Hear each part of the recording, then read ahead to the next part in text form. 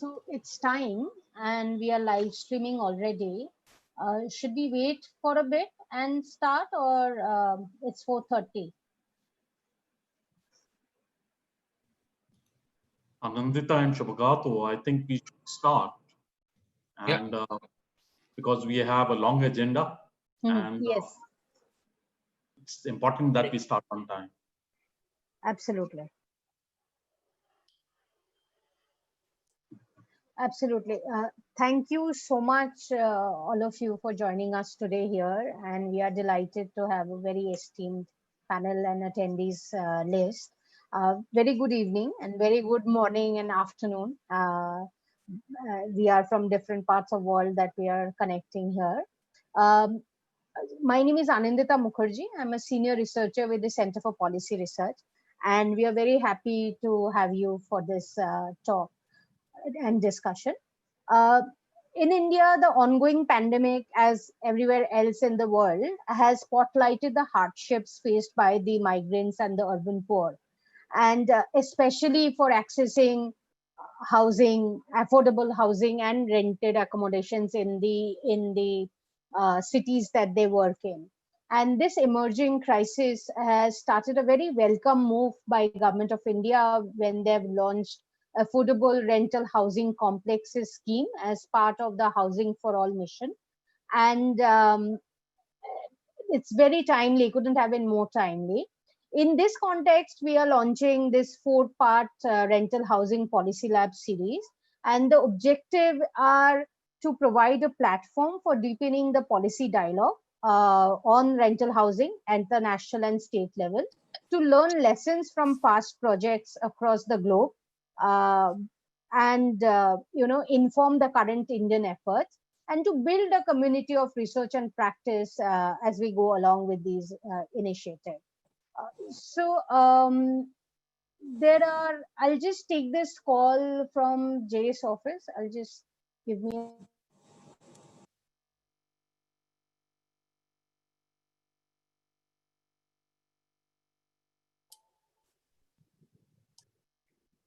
yeah, so sir is joining in 2 minutes. His office is just online.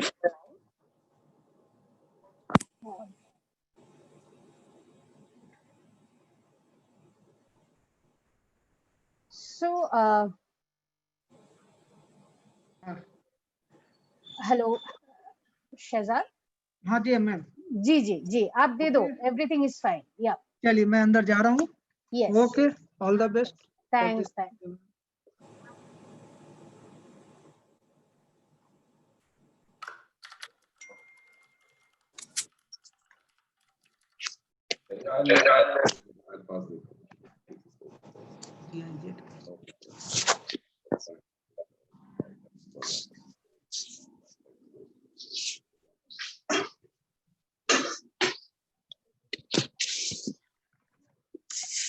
जी हाँ बस आप ही कर सकते हैं. टीवी लगी हुई है. Hello, sir. Hi. Hello, sir. Thank you for joining us, sir. Today we are delighted to have you. So we are just going through this context setting of the lab, if you allow us. Then I'll hand it over to Shubhagato to take through the session. Yeah. The policy lab will have 4 labs in a series. It will be on the policy and legal framework, which is the current lab, the one we are having today, and will be followed by 3 more. One is the private sector-led greenfield investments in rental housing, government-led rental housing models, what has worked and what has not worked, and enabling the urban poor to provide rental housing in Indian context. I will also like to thank all the organizers, Cities Alliance. It's a collaborative effort between Cities Alliance, GIZ India, Human Settlement Management Institute of HUTCO, World Bank, Habitat for Humanity, and Asian Infrastructure Investment Bank. And it took us about 8 weekly meetings to come and curate this together. And I would particularly like to thank Anna, Abhijit, Yan, Ajay, Dr. Rajan, Lara, Rebecca, Akshay, Dr. Gupta, Hubert for putting their thoughts in and to organize this series. And so this policy lab is organized in two parts. The first part, I have two sub parts in this series. I'll just take you quickly through the agenda.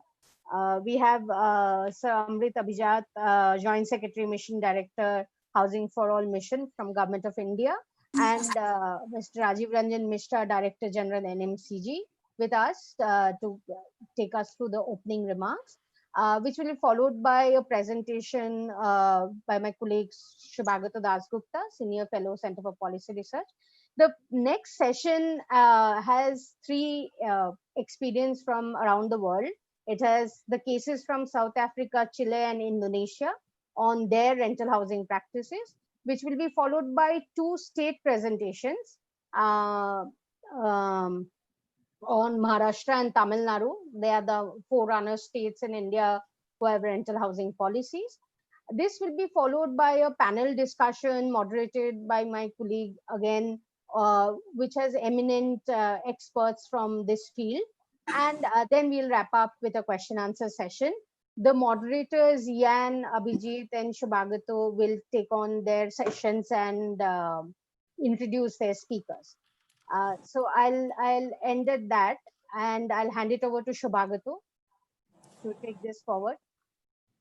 Thank you very much, Anandita. Welcome, everybody. I join all the institutional organizers in warmly welcome you to this first policy lab. We've had a very rich experience putting this together, and we hope to have even a more richer experience in discussing particular issues as we take it forward. As you've seen in what Anandita has presented, it's very closely aligned to what the Government of India has been formulating. So the policy labs deep dive into particular models that government has come up with, and also looks at one or two alternative models possibly for consideration. And so we are absolutely thrilled that Mr. Abhijat is here today with us. He is the nodal person in the Government of India conceiving and most importantly having to deliver on this agenda. He representing the Ministry of Housing and Urban Affairs and the Secretary himself. We were also very keen that Mr. Rajiv Ranjan Mishra joins us, who is currently with the National Clean Ganga Mission. However, he also was the author of the first draft of the policy. He was at the Ministry of Urban Affairs before, but he has requested for all the presentations, and maybe he might even be able to join us. So with these words, I'll request Mr. Abhijat to provide some opening comments for us. As you will see, sir, that not only is the press and people in India very enthusiastically looking at this topic, I believe that even Parliament is very actively involved. So we are very delighted that you could make time out of this in this period when Parliament is in session, and there are so many queries and discussions happening on this topic. So, so we are very delighted to have you. May I pass this over to you, sir, for a 5-10 minute opening remarks. Okay. So, am I audible clearly? Yes, you are, sir. Okay, thank you. So, a very good afternoon to all of you, the participants from the world over, particularly from people who are attending this policy lab from across the shores, and also those who are attending from all around the country. This is a very interesting initiative that you've taken of policy and legal frameworks for enabling rental housing. And I'm very happy to be a part of it. Happy largely also because this is something that we are attending right now. And as Dasgupta sir just told that we are having a lot of questions on this. and the Parliament really seems to be interested in affordable renting housing complexes that we've just come out with. This all is happening at a very interesting point of time, because looking at the entire COVID situation, this ARHC has in some ways been a policy which has evolved around that also, despite the constraints and the concerns being there for a fairly long time. So I would just like to narrate the whole thing in a very informal manner of how it all started. See, we are aware that the housing efforts that the government of India had been putting in has always emphasized on ownership being one of the very important ways of looking at the problem. But willy-nilly, we could not really go very, very far, and we have barely managed to address the problem in a very comprehensive way. And there was always this felt need, and Rajiv Mishra sir would of course be very aware about it, that because he wrote the first draft of the rental policy, that there was this deep thinking that this is probably the way forward, because not everybody needs a house to be owned. Not every person can have many houses at various kinds of places that he may be staying in. And after all, also now in the recent many years after the recessions particularly, we feel that as an investment also, house may not be the ultimate in terms of investable surplus that a person may have, because what you eventually get out as rentals, or what you eventually make out from the property, doesn't really suffice in the terms of investment that you would do otherwise. Therefore, it was not paying very heavily, and it almost boils down that you invest a huge amount of money and get very less in return. One can quite appreciate, though, the feeling behind having one's own house.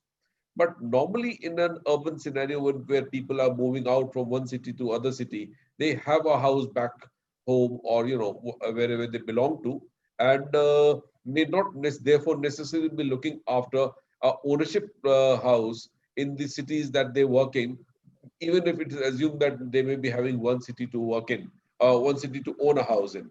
So that being the scenario, we always feel that rental housing is a very important intervention that we could do. Also, that due to the tenancy acts not being very clear on a lot of things, the approach was very skewed towards the person who was seeking the rent, and the relationship, the economic relationship not being very clear on account of that, did not quite invite a large amount of money to come into the rental sector as an investment meant for people, those who want to invest and want to earn money out of rentals.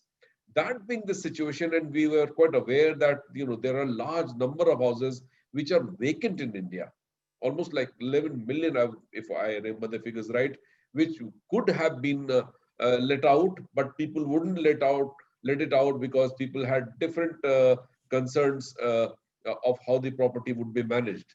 And yet we came out with a program like Housing for All. So that is one paradigm. Second issue that I want to highlight is that amidst this issue of rental housing, if I do not speak about PMAY, it would be a sheer injustice to the chair that I'm holding as Joint Secretary, Pradhan Mantri Awas Yojana. We started off 2015, 112 lakh or 1.12 crore is the number of houses that we wanted to make as a part of a demand strategy that had come out from the states.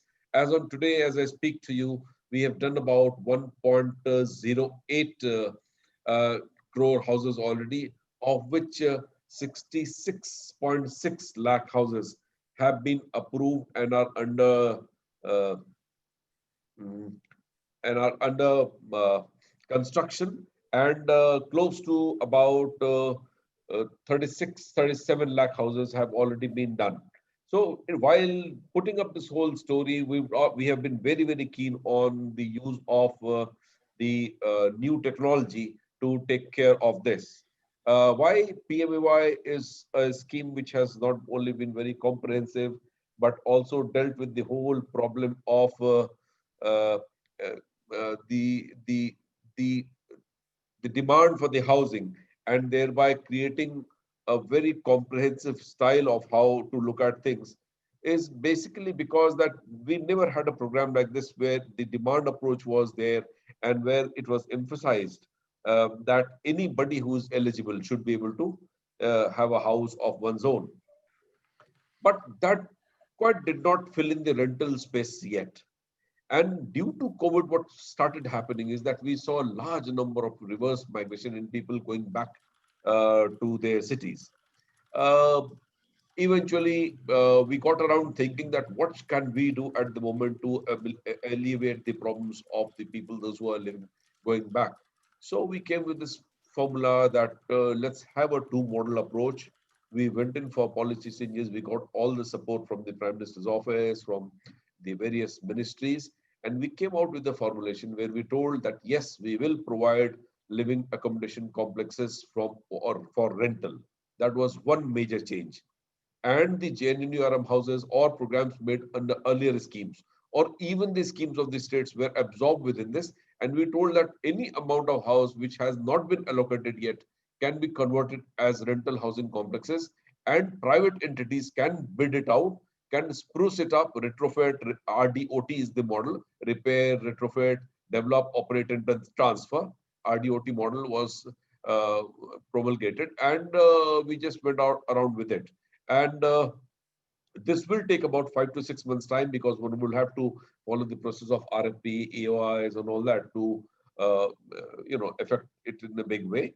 There was this model too where we told that people may have a piece of land. It could be industrial land, it could be a land in a hotel, it could be land in an institution and close to the industrial body or near the marketplaces. And people who had investable surplus can come and participate in this scheme, and we will be able, they should be able to give it out to anybody who's named it through an aggregator if they don't want to run it.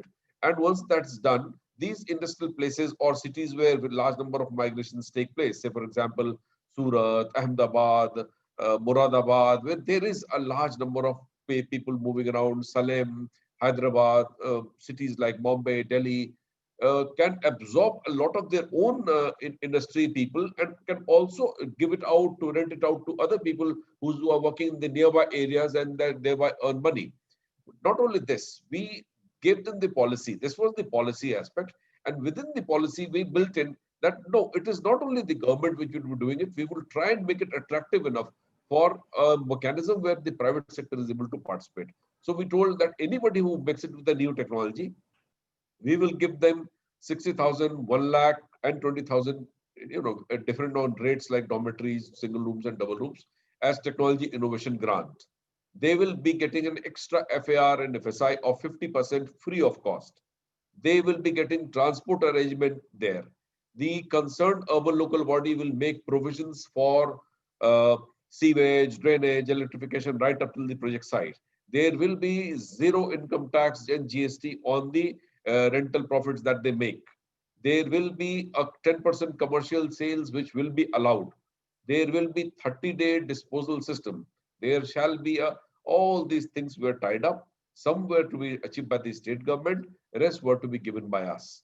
That started off, and we initiated this. This program was formally launched on the 31st of August, and right now we are undergoing the drills of getting an EOI in place and sending it out to the state governments who will sign an MOA with us on these requirements. And once that is signed, I think that this will take about not less than 6 to 8 months because one has to follow the processes before the construction begins. But in model one, we think that 6 months is a good enough time for at least some people to get inside the earlier existing houses on the basis of repair and construction. This will be an initial this thing, and we think that about close to 3 to 4 lakh houses may actually come around in this way manner. But as and when the afford investments in this sector is brought up, we will get to know that the private sector, on account of the return that will come out, we have calculated that the returns may actually be close to about 12 to 14% in this, which is a reasonably good amount of money that one is going to make. So this will change at least that aspect of the rental housing market, which is meant for the migrant labor, student, salespersons, people working in industries, people working in shops, in malls, so on and so forth. But the larger issue of having a very clear policy regime on the rental market as such, or on the issue of rent, the tenancy and the tenant and the persons who are seeking the rent, that is in the final stages, and a lot of work has gone down in the ministry. I would imagine that the comment from the various states have also come. Once this is ready, these will be given out to the states, who will then legislate accordingly on their own terms, and there may be some changes that is brought about. But this is now ready, and India today is at the cusp of a massive change that may come out after the implementation of the Model Tenancy Act. And once this is done, I think that this will become an area which will be of immense benefit to the people, those who invest, and of course to the government, because any number of houses which will be created for rental purposes reduces the burden on the government treasury to be able to do other things rather than just providing for houses on the ownership basis. And this is the huge paradigm change that may actually come about when people will start making houses as they make factories, to be able to get good money out of it, be in respectable positions, and not have to haggle or to enter into dispute. So this is something that is looking up. I'm very, very happy to learn that people from other countries have come, and we will gain from their experiences, because we are a very old nation and a very ancient one. But perhaps in the rental market space, we have something to learn from the people today. And of course, states like Tamil Nadu and other states, I think MP is also there today. Hear them. Okay.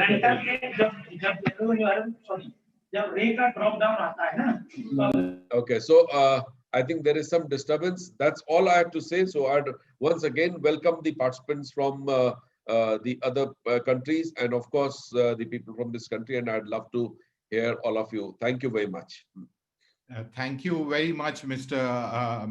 Amrita Vijat. It was, there could have been no better start to this to hear from the horse's mouth, as they say.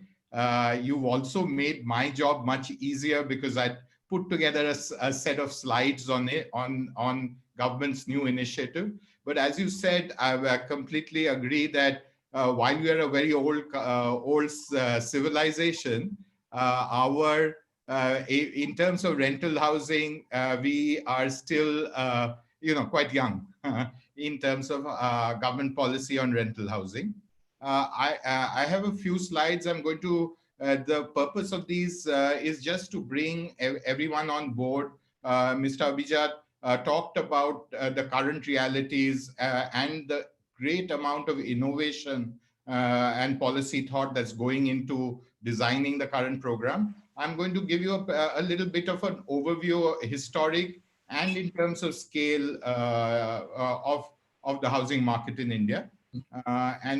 Before we move into the panel discussions. Essentially, it's about the evolution of approaches to housing in India, and then followed by rental housing in India itself. Then the state of urban rental housing in India, what we learned from the various surveys, what the rental housing underlying concerns have been so far, and then the new initiatives that Mr. Abhijat has covered with very nicely, and some thoughts on what might be also helpful from the policy end. So prima facie, India, in its early time after independence, there was some effort at rental housing. Much of the housing effort was towards creating new housing stock and even rental housing to an extent, but much of it was for government's own staff.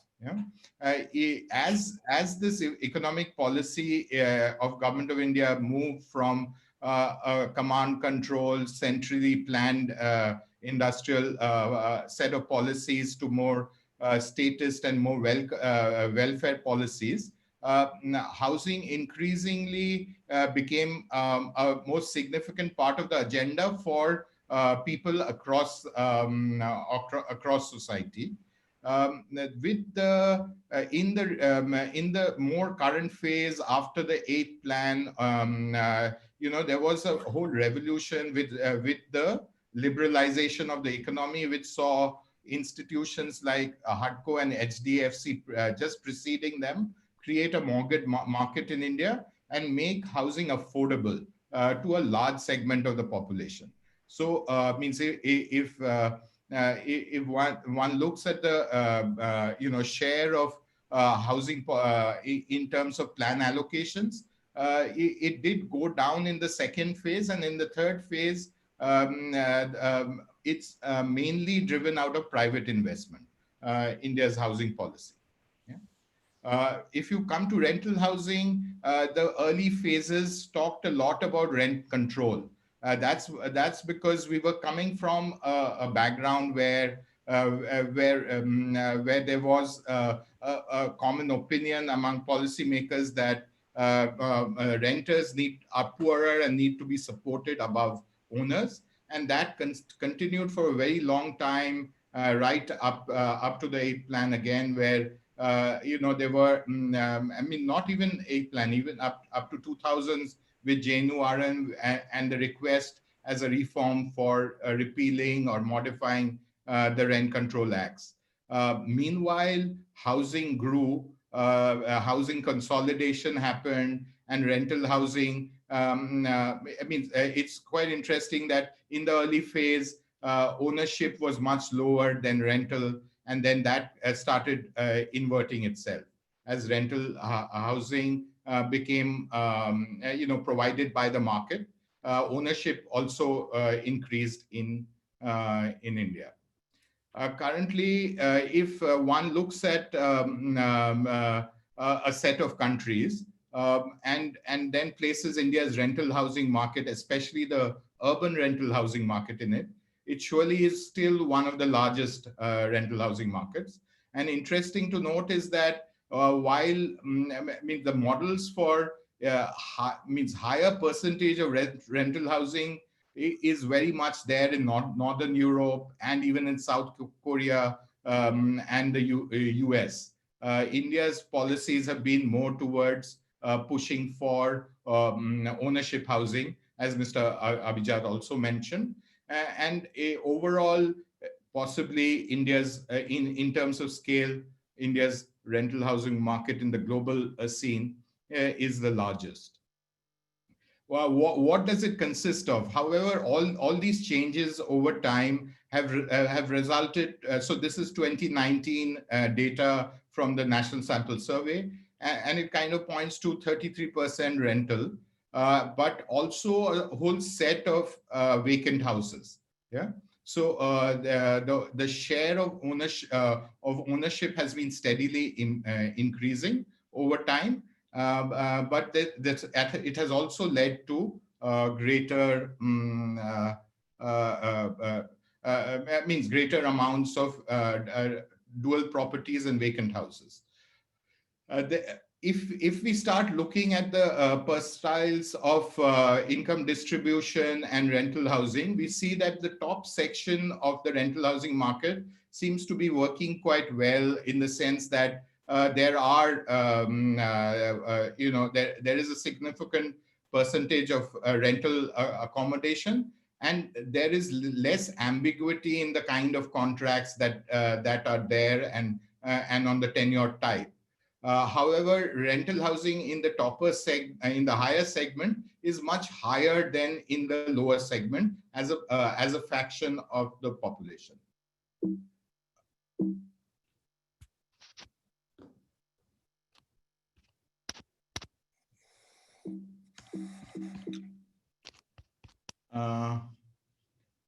Sorry, I think there was a problem with the slide. No.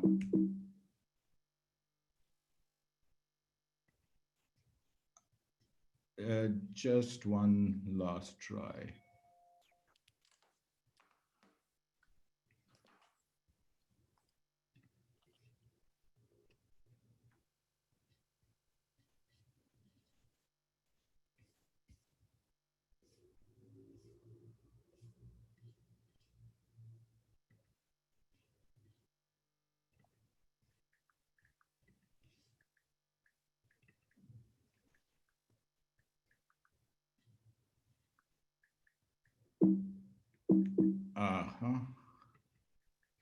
So I means I'm apologies, I'm not being able to put it on full screen. But then one looks, if one looks at the rental housing market from the survey data in 2019, it's quite evident that the younger segments contribute almost 60% of it, are more renters than owners, as can be expected because of the way mortgage finance works.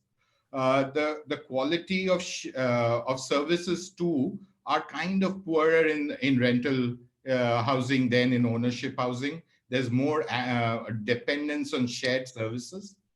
There, however, is a very strong correlation between both in-migration as well as industrial workers. So more industrialized locations have a more rental housing requirements and supply.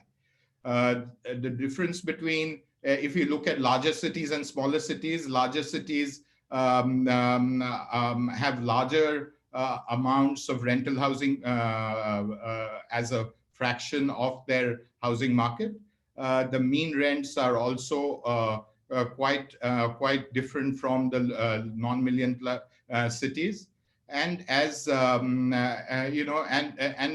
it's interesting to note that even within the city, the rental housing markets are more towards its periphery than in the core city. And our core large cities are growing slower than the peripheries of these cities.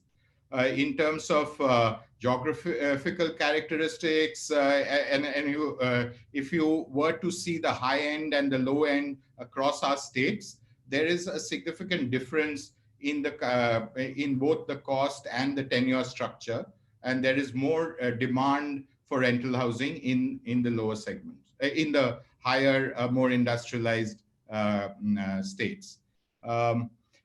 Looking at the expenditure share, it is true that means while the higher end and lower end states, in the lower end of the market, there is a significant difference in the share that they spend on rental expenditure. This kind of collapses when we come to the fifth percentile. If we start overlaying this on a map, it's quite clear that the correlations are very strong, and it's quite easy to identify which are the key rental housing markets within the large space that India is. Right? However, some underlying concerns in the rental in giving rental housing a boost alongside ownership housing is that the yields are really low. So as Mr. Abhijat mentioned, that it's not really for rental purposes that people in the higher income segments invest in housing. And so private investment is reduced in the sector as we go by. The tax structure also prefers ownership housing, is biased towards that. And also the way the contracts are, it limits the the full realization of private investment, because shorter term contracts are preferred. Yeah, and the main rental agreements are very few across the country. The second aspect around underlying concerns is the limited public investment also in rental housing, and often because of tedious subsidy processes, poor collection and enforcement of rental payments, limited land for funding and maintenance of these facilities, and centrally the continued focus on ownership housing in general. The other two concerns are related to the poorer quality, higher congestion, and the higher per capita cost for both services and space in the lower income segments alone. And then to these underlying concerns was what Mr. Avijat again mentioned, the great exodus that kind of happened in our large cities from these possibly these 50 districts that we've identified, where large numbers of people during COVID and the lockdowns migrated, and this has brought rental housing to the fore in Indian for policy consideration. I won't spend too much time on this, but we, as Mr. Abhijat mentioned, there are these models that the government has come out with, and on the anvil is a new urban rental housing policy as well as a model tenancy act. They are the two models that Mr. Abhijat mentioned. I'll leave it here and just trying to sum it up. I would like to make a few points about what we should be thinking about how do we articulate the role of rental housing within India's housing policy? How do we rebalance the owner-rental compact? At the moment, the various compacts that exist in our market, fragmented market today. How do we incentivize institutions and households to create robust databases, given that there are very few contracts that get registered? Now, how do we incentivize private players to bring in more of their vacant housing into the rental market for the young, maybe in co-living circumstances? What do we do about the legal rigidities and the financial incentives which kind of promote ownership over rental? And whether there is a need for new public-private institutional model for social rental housing in India. Thanks very much. I'll leave it there and request Jan to take it from here. Jan, you'll go ahead and introduce your panel and take it from here. I'll just, one last plug is that we also have colleagues from India's government think tank, the Niti Aayog, with us today. So they are also a very key contributor to India's policy environment. Over to you, Jan. Thank you so much, Dr. Dasgupta. My name is Yan Zhang. I'm a senior urban development specialist of the World Bank. Recently joined the South Asia region, working on India and other countries on the housing sector. And I'm so delighted to be the moderator of this session. And it is really, like Dr. Dasgupta said, there's no better place to start in the sense that India is really starting this decisive and bold move to support the rental sector. And then the comprehensive overview has placed us in a good position to look into also the areas where international experiences can be most helpful.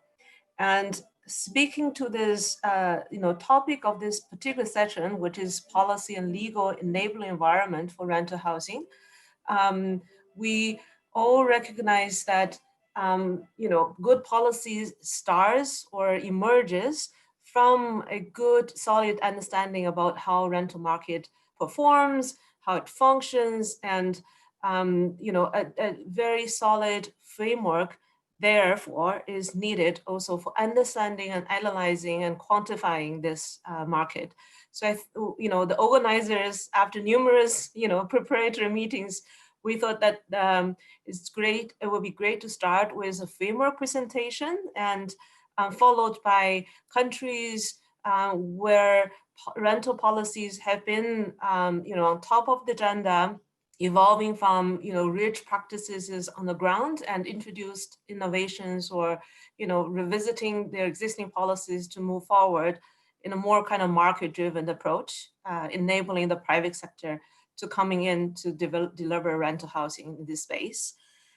So without further ado, let me introduce Keisha Rust. There's no better person than Keisha, who is the CEO and founder of the Center for Affordable Housing Finance in Africa, who had led this research and which led also increased investment in affordable housing in Africa.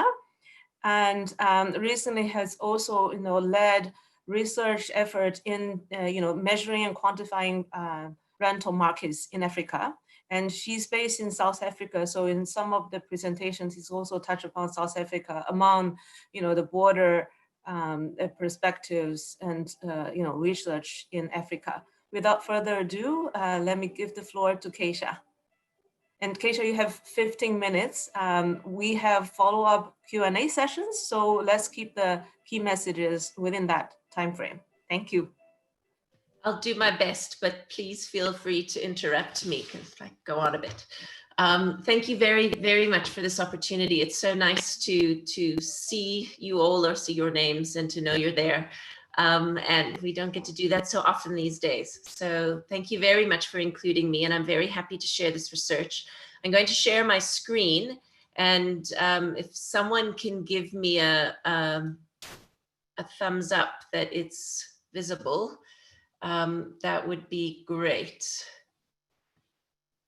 Excellent, thank you, Jan.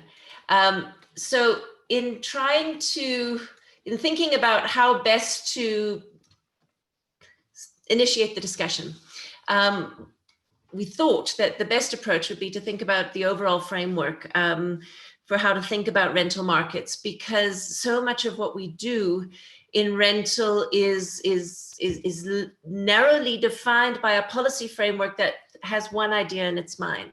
And we're seeing the evolution of rental markets so dramatically across this continent, but also, as we've seen in India as well, that they're varied. And so they require multiple policy responses. So is this large enough, Jan? So everybody can see it if I leave it like this and not put it at full screen, or would you prefer? I could do it like so. This is okay. Great, good. So this is a picture of downtown Dar es Salaam, which I like because it's in beautiful pastel colors and it looks fabulous until you look a little bit closer, and then it looks rather derelict. Much of this is rental accommodation that was developed by the National Housing Corporation. And it is in fact sublet and sub-sublet and sub-sublet. And what's astonishing is that you would find this across cities all over Africa. While rental is such a predominant form of tenure, it's not included within policy frameworks, and it's not something that's attended to. It's a second best to ownership. And the significant role that it plays in terms of household mobility and functioning housing markets is just not recognized. So we initiated a research study, it was a couple of years ago, where we just said, well, we want to understand rental, but first let's see, how do we count it? How do we even begin to see it?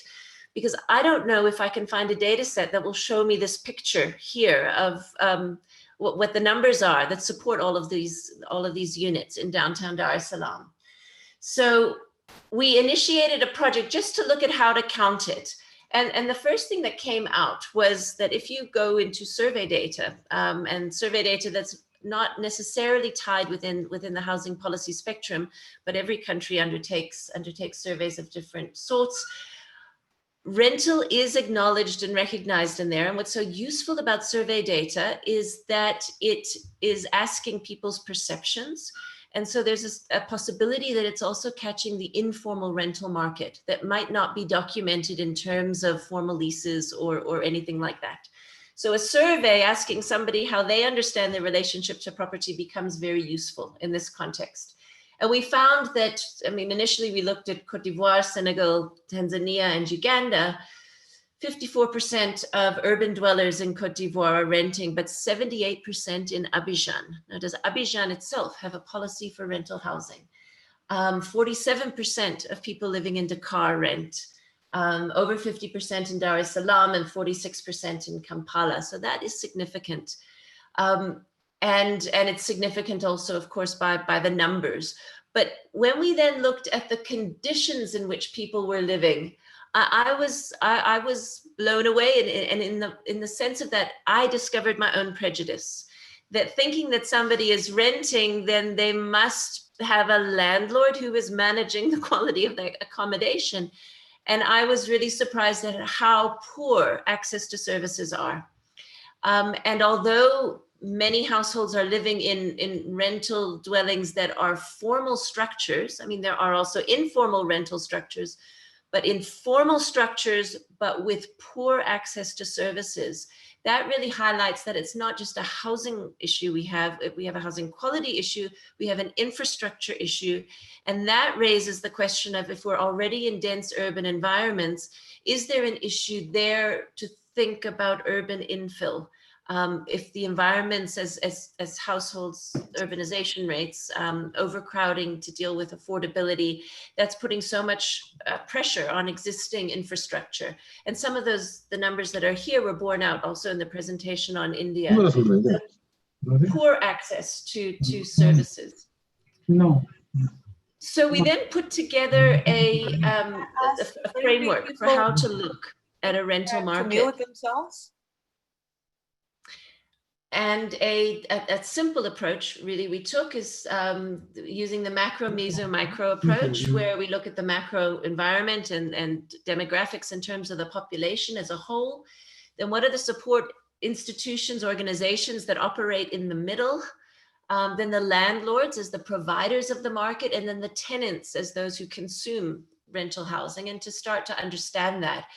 And then we put together some initial indicators around that. And I must say that this is evolving the whole time as we're coming to understand what data is available, what isn't available, what proxies would serve. But this was a first stab. I'm showing you the initial sense of what kind of data that we wanted in terms of each of those 4 segments of the overall rental housing market. Looking at that, we thought, well, we could access data from secondary sources.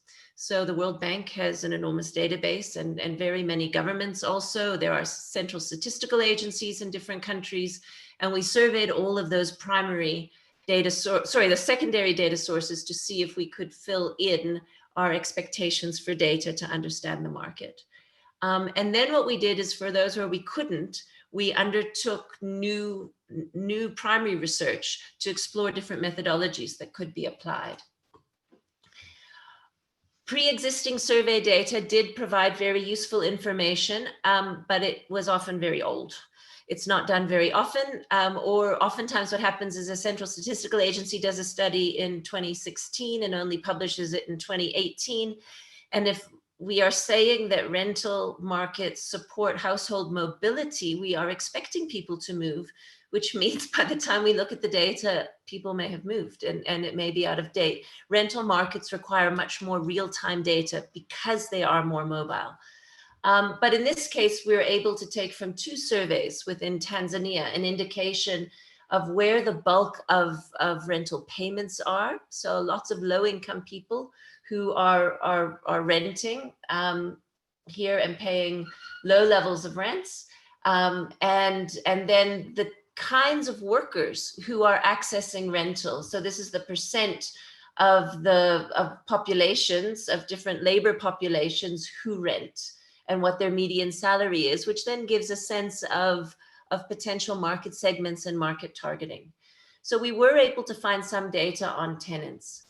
Where we struggled was on the supply side. I'm looking here again at Tanzania. We expected institutional landlords, employers, public sector agencies. That was our main expectation. But in fact, we discovered that, of course, there are household landlords, people who rent rooms in their houses. There are subletting landlords who are tenants themselves and who sublet. There are landlords who offer accommodation in their backyards for rent, small-scale landlords. Some landlords are absentee, and so on, cooperatives, and they're renting out beds or rooms or backyard structures. Those may be new and refurbished or converted from other kinds of buildings. They may be formal, but very many of them are informal, and there's a vibrant rental market in informal settlements. They could be single or multi-story dwellings in the inner city or in suburban areas. And understanding the breadth and the depth of that market and how it's functioning, recognizing that a rental market by definition means that money is changing hands. So there is cash flow that's happening, and it's the quantity of that cash flow that then becomes interesting, and what kind of a housing investment would that support, and would that support further financing as well. So after we did those 4 studies, we've now done a deeper dive into Tanzania, which we are due to publish in the next month or so. And this is a preliminary graph from there that just shows the diversity of different kinds of rental offerings in Tanzania. And the question is does policy respond to this breadth? When we looked a little bit deeper into the kinds of landlords, so here we have public institutions, employer-based, private large scale. Those were our assumptions to start with.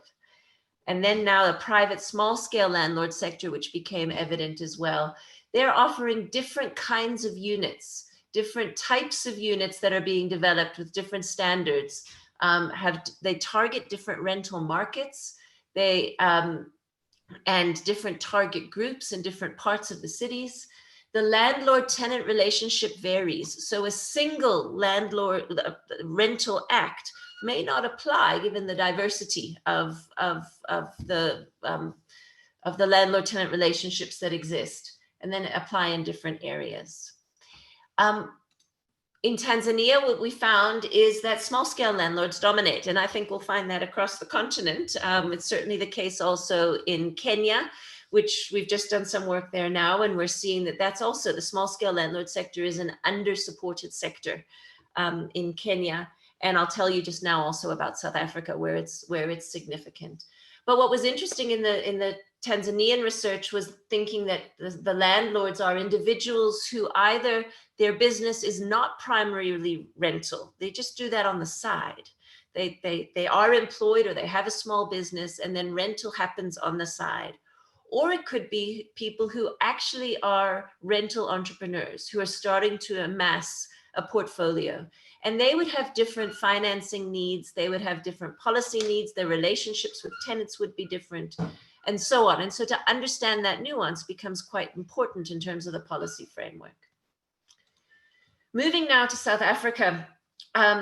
South Africa has a good long history of the last 20, 25 years or so, looking at rental as something that is quite an important part of the national housing policy framework. And of the 16 million or so households in South Africa today, about 4 million of those rent. And this is just data from our Statistics South Africa. About 25% of all formal dwellings are rented, and about 40% of all informal dwellings are rented. And that again becomes quite important in terms of understanding relationships, landlord-tenant relationships, especially in slum upgrading or informal settlement upgrading contexts.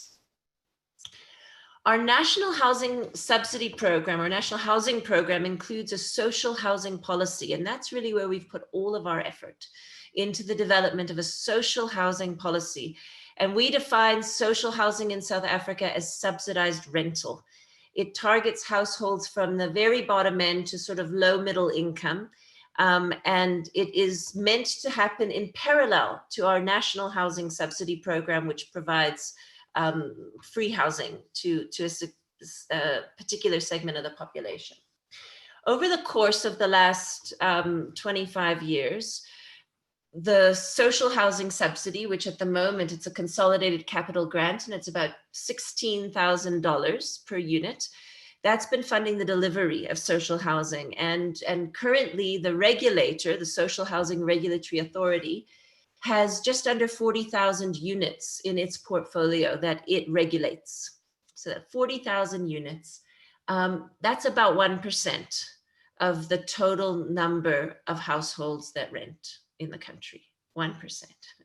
So the medium-term expenditure framework expects to almost double that. We're thinking that we'll deliver another 30,000 units by 2024. So that would bring us up to 2%.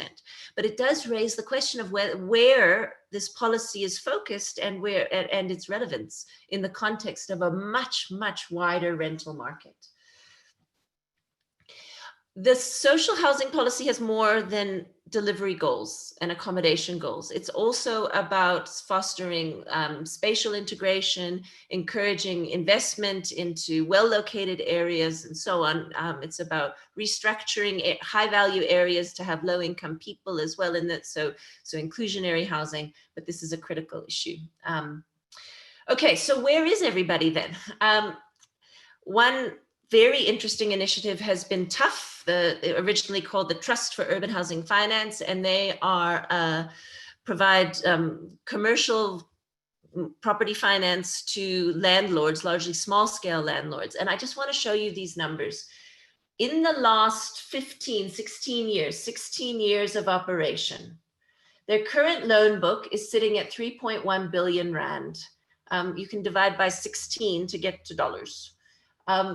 Their return on investment was 13% in 2019. In that time, they've delivered financed the delivery of 38,771 units in 608 buildings. So these are units that are owned by landlords who have small portfolios. There have been 300 entrepreneurs, 300 landlords have been financed to deliver these units. 63% of which are people who were previously disadvantaged and are new landlords. So this is a real economic income earning opportunity. And they've really changed the face of rental in South Africa. And all of that was done without the consolidated capital grant. They did receive some funding, which I can show you very quickly here. And what TOUGH has done, we have a case study on our website that you can look at, but what they've done is they leveraged the initial money that they received. They were able to leverage their grant funding, leverage the initial money to then start to attract private capital. So that now this is the distribution of their funding, a mix of public and private, but increasingly bringing much more private capital in. Apologies for the dogs, as they demonstrate a track record.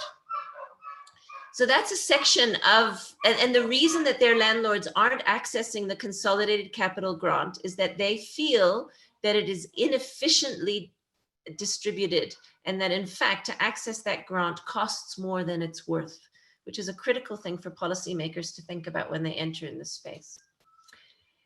The big deliverers of rental housing, though, are households themselves.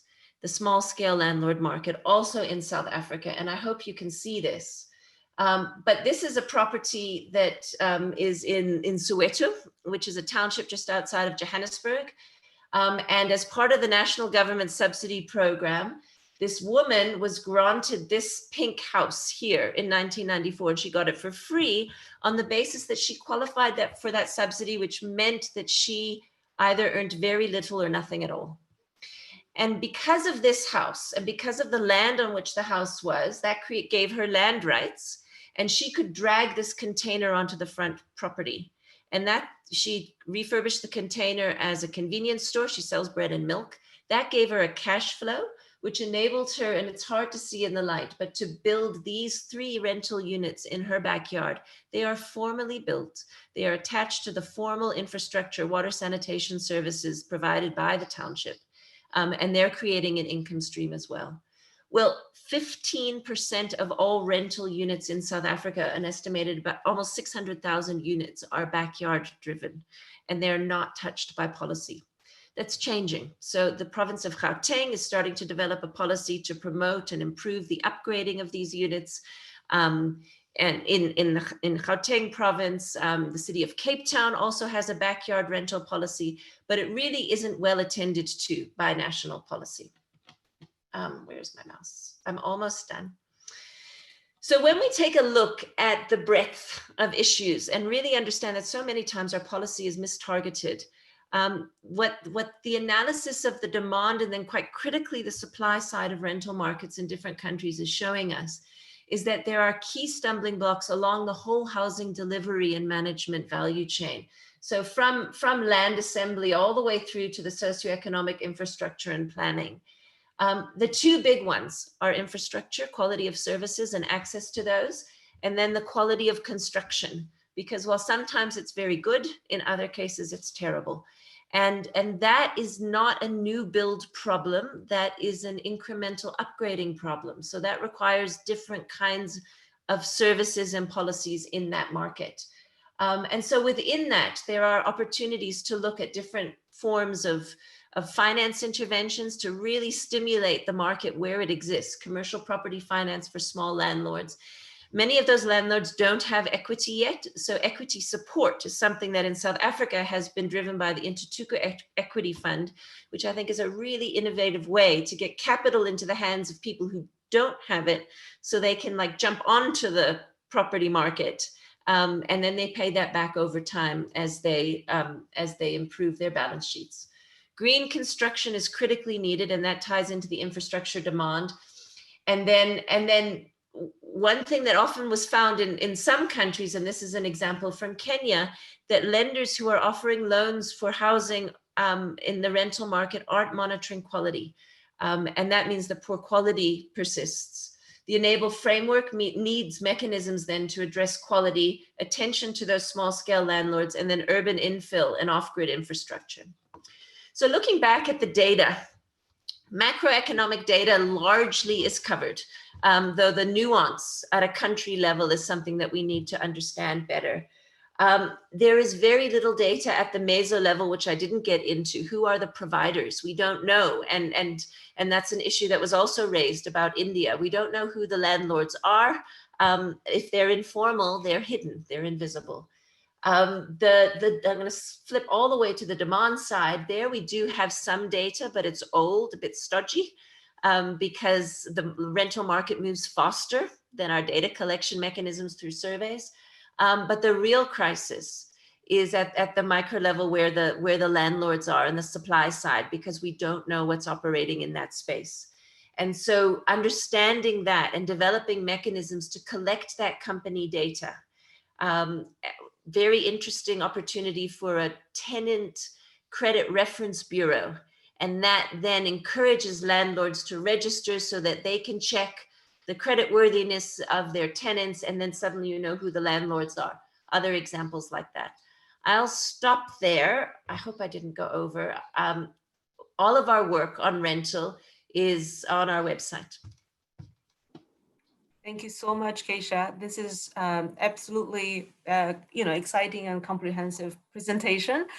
Very solid framework, and it's important to actually use the framework and look at the entire rental market through a value chain perspective, and that also shed light on sort of the weakness in terms of data, in terms of understanding, because a lot of those, as you mentioned, is actually invisible and informal, and is not well captured by existing data. And a lot of the innovations that are taking place in South Africa and elsewhere has been quite exciting as well. I encourage the audience to take a deeper look at it, and some of those cases will likely to be featured in the subsequent labs as well.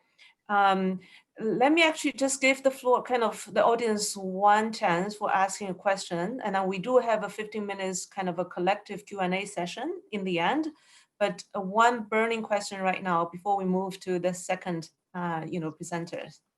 And anyone, please raise your hands.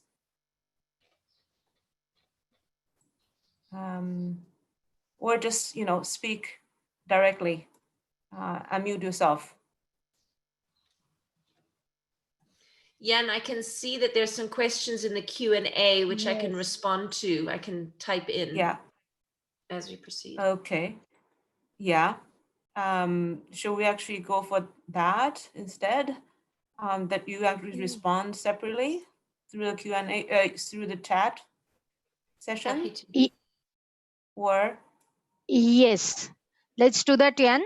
Kesia, if you take a few questions and respond in the Q&A, and after all the panelists have finished, Jan, then you can take up a few burning questions if there are.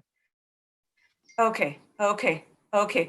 Thank you so much, Keisha, again. Let me then introduce our second guest speaker, very distinguished guest of ours, Deputy Minister of Chile, Ministry of Housing and Urbanism,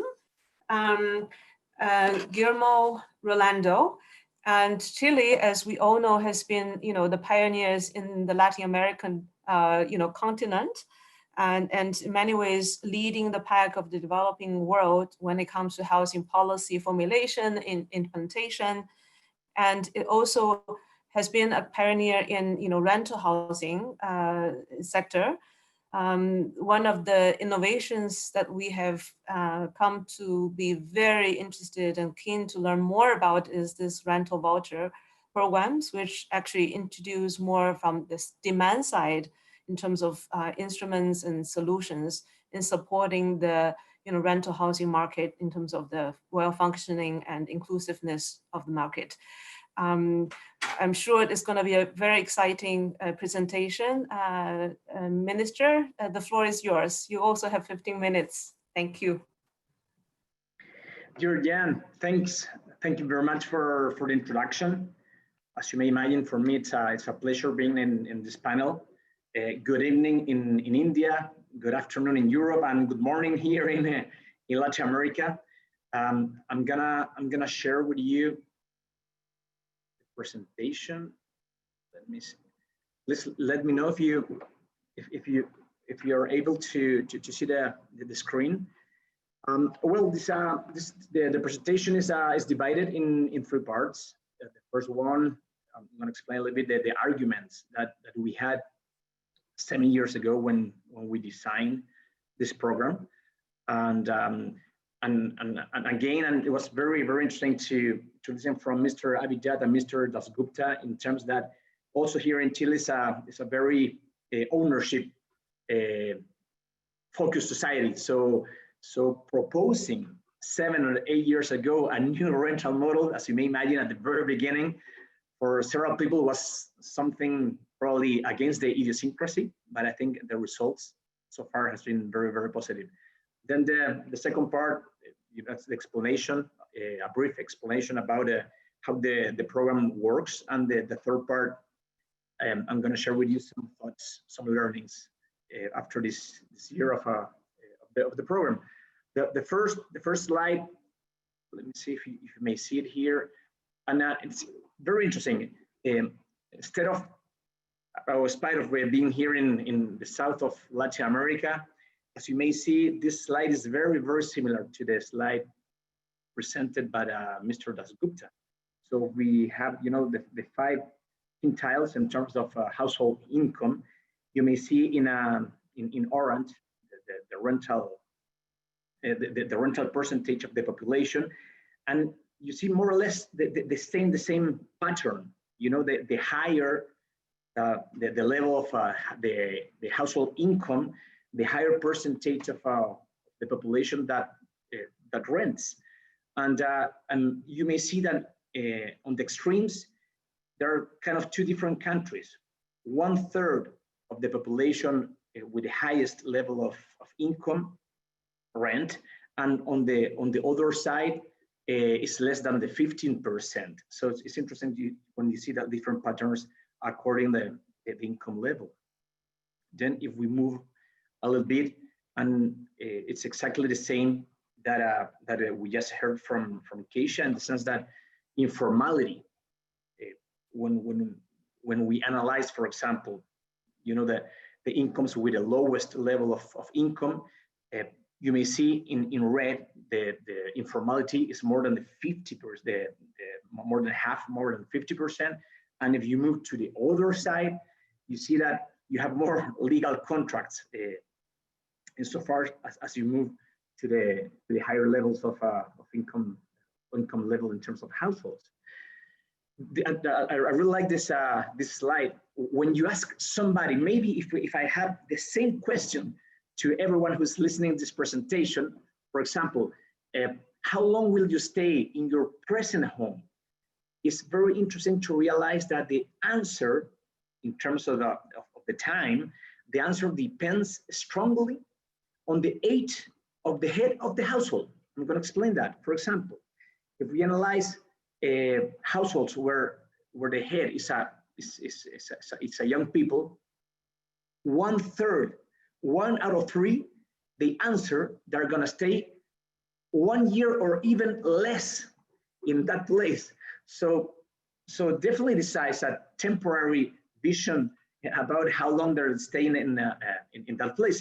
But if you move to the older places, for example, older households, in this case, when you have a 45 and older, you see the opposite, in the sense that more than 77%. 4 out of 5 households answers that they want to stay or they would like to stay forever in the place where they're right now. So when you have an ownership or strongly ownership model based on our programs since 50 years of existence of this ministry, is interesting to see or to notice that maybe we would need at that time, some years ago, a new model, not to compete the ownership model, but at least to have or to create a new alternative.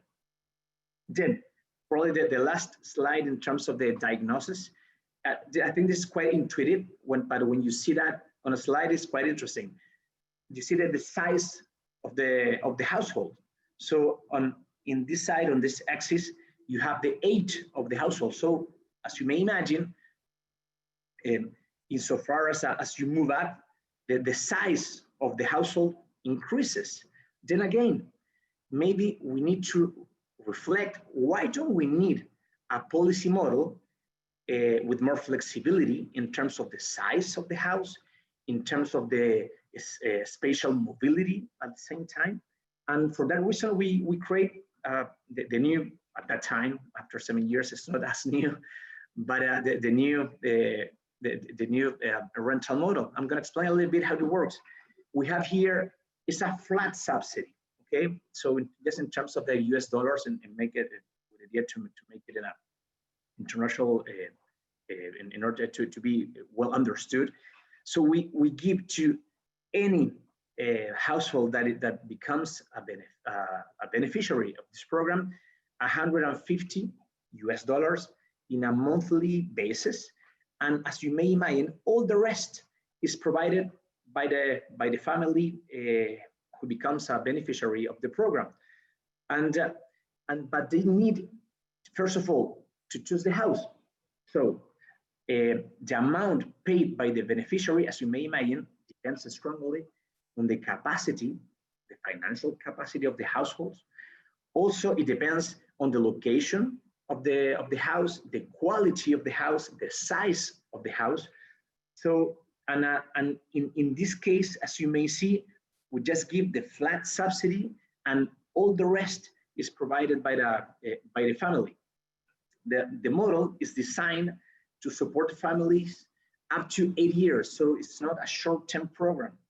Then it's defined or is designed to be connected to the ownership model in the future. Another interesting point that, well, as you maybe you may know, Chile is in terms of population is a very small country if we compare it with India in terms of population. We are 17.5, almost 18 million people. But anyways, it's a long country. It's about 5,000 kilometers from the north to the south. What I'm saying that, because you may apply this subsidy whatever you want in the country at any time. So, for example, in those 8 years, you may apply it. For example, it's up to you. 2 years in a region, and then if you want to move to another place, you may take with you the subsidy to another place. So for a reason, in terms of spatiality, of mobility, or also in terms of social integration, it's a quite effective tool. If we compare it, for example, to the ownership model, it's to some extent you get stuck. So it's an interesting question. It probably is a moral question. Why do we need to force young people from the poor sectors to become owners early in the stages of their life if they are not defined completely, for example, the size of the households, or if they not define it completely, for example, if they have a working opportunity, or if they have, for example, a study opportunity in other part of the world. So as you may imagine, when somebody becomes an owner, the first reaction is absolutely positive. There's no doubt about that. But we have realized, analyzing and studying seriously the effects in the poor households, that after a while, we realized that it could be a tricky question, that we are reducing the opportunities that they may have in the future. So again, the rental model, at least from that perspective, it seems to be a quite a positive alternative. How do I mean, in this slide, how do we work in terms of the payment system? We have the beneficiary that they pay the co-payment, right? The part that they need to cover in order to cover the 100% of the price of the rent. So they pay directly to a bank account. Then the bank sends us the information that the family already paid. So MIMBU, this is the Ministry of Housing and Urbanism. Then we pay the subsidy back to the bank, and then the bank pays directly to the landlord in a monthly basis the full amount of the rent. As you may imagine, this is I don't want to say that it's a very complicated system, but thousands of payments on a monthly basis. It needs, or it requires to have a very sophisticated payment system and a registration system. But so far, it seems that what was demonstrated has been a very successful, at least during this 7 years of application of the program. And Jan said something very interesting, that in some cases we have been trying to adapting, or making probably some revisiting of the models. And in this case, we have adapted also, for example, to help families during the emergencies. In this part of the world, sadly for us, we need to tackle every 5 years or every 8 years, more or less, with strong earthquakes. Also, well, fires, sadly everywhere, and some volcanoes, eruptions. So in those cases, as you may imagine, while we're developing reconstruction programs, meanwhile, we help a lot of the families affected by these catastrophes with a rental model, so they have the chance to move, to choose another house. Meanwhile, the government, actually ourselves, we're developing the reconstruction programs. And another application and this is quite interesting, because we just developed this program. I'm saying that we just developed this is inspired by coronavirus, as you may imagine. So this is a program that we created just 2 months ago. So it's already working, and maybe similar to India, we have and also in South Africa, as Keisha also showed in the previous presentation, we have several parts in the urban areas overcrowded. So this picture, for example, this picture is not far from the heart of Santiago, from the downtown area. So as you may see in these rooms, there are different rooms rented by families. They share also toilets in a very precarious conditions. I didn't want to put the picture of the families in order to respect them, but as you may imagine, the quality conditions are extremely poor. And when we cross the data about overcrowding, the overcrowded areas in the cities with the areas with the highest level of contagion, talking back to coronavirus, we realize that in those areas, those are the areas with the highest levels of contagion. So we needed 2-3 months ago to develop a program in order to move families from the overcrowded areas to another places, to reduce, at least in these places, the rate of contagion. And again, using this rental subsidy model, as you may imagine, in this case, we adapt the amount of the subsidy. So instead of paying 150, it's almost the double the amount of the subsidy. So to some extent, it's a guarantee. This program doesn't have a guarantee, but when you have the state behind with a document saying that we're gonna support, in this case, for the overcrowded families, for a year with an important amount of money on a monthly statement, the landlords, at least so far, they've been very, very receptive in receiving the families. Another application, or a new application that we developed, also inspired by coronavirus, is exactly the opposite.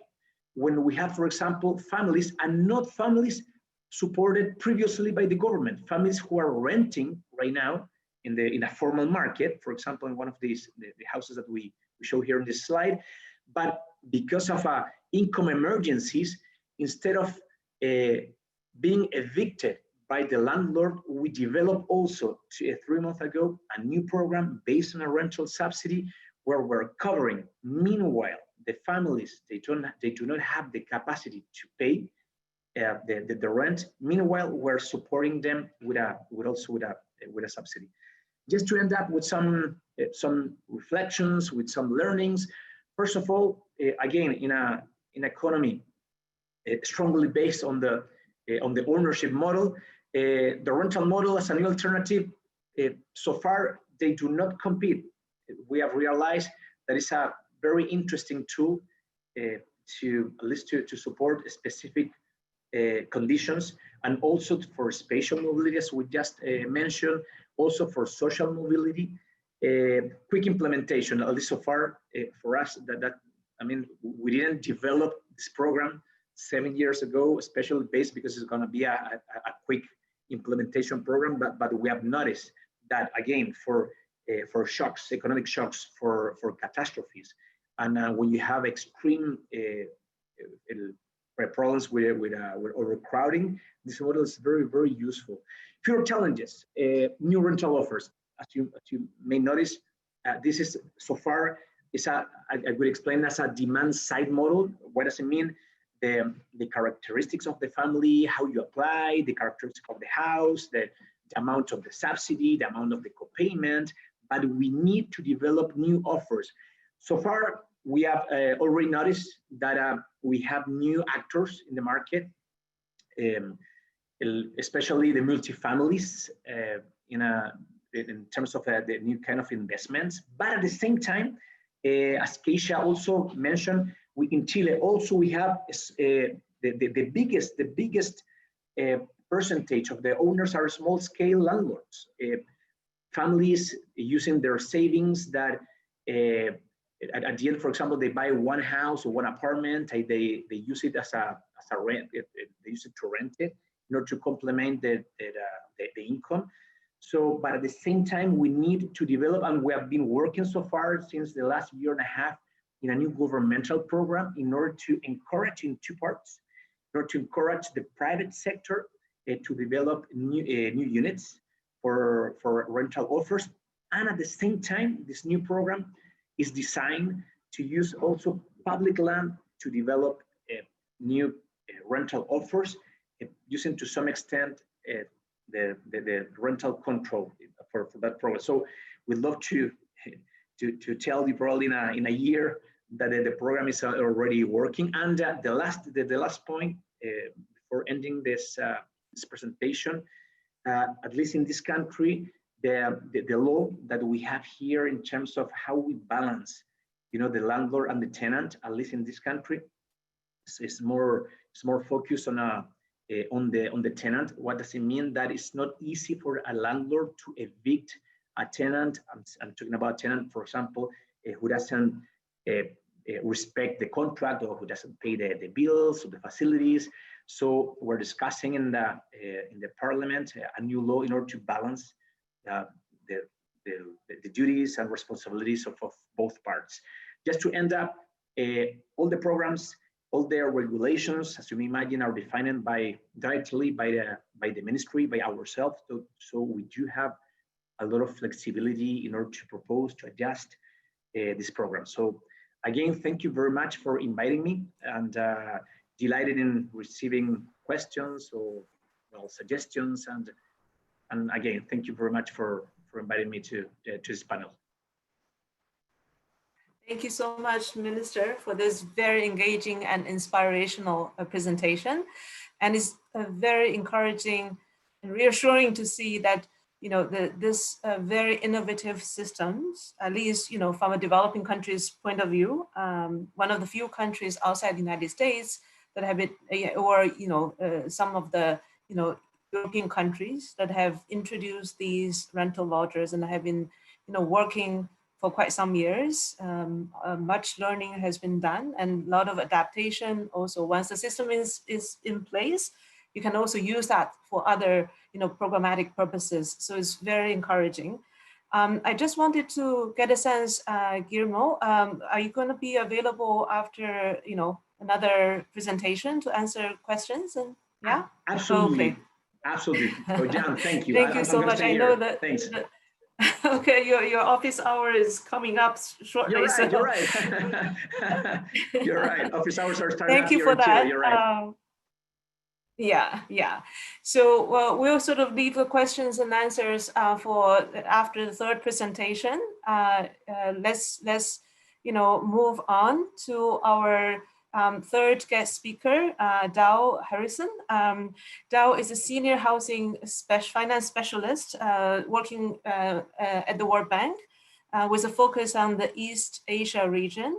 And she has brought, you know, with her huge amount of experiences in the private sector, working on mortgage financing, mortgage insurances, and since joining the bank has been covering Indonesia and leading major bank projects and analytical work there, and beyond Indonesia as well, Vietnam and other countries.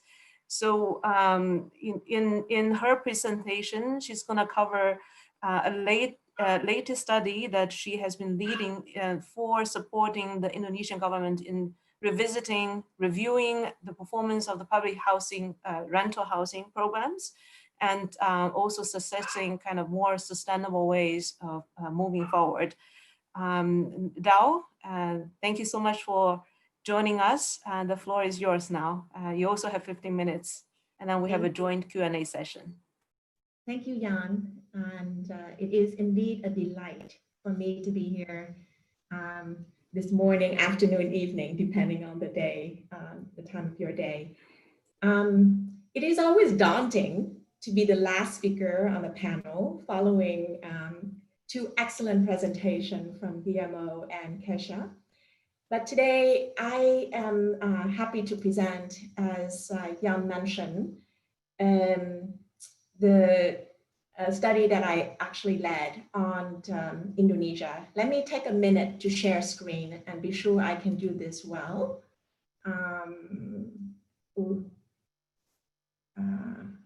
Hang on for a second, I'm completely lost. Hang on for a second. I think I need to, okay, hang on for a second. I was able to. No worries, just a share screen button at the bottom. I did that, and now I cannot see my screen. Okay. Yeah, it's coming up. Yeah, but this is not the right one. Hang on for a second. So sorry about that. I had laid out very nicely, and now I'm having a hard time.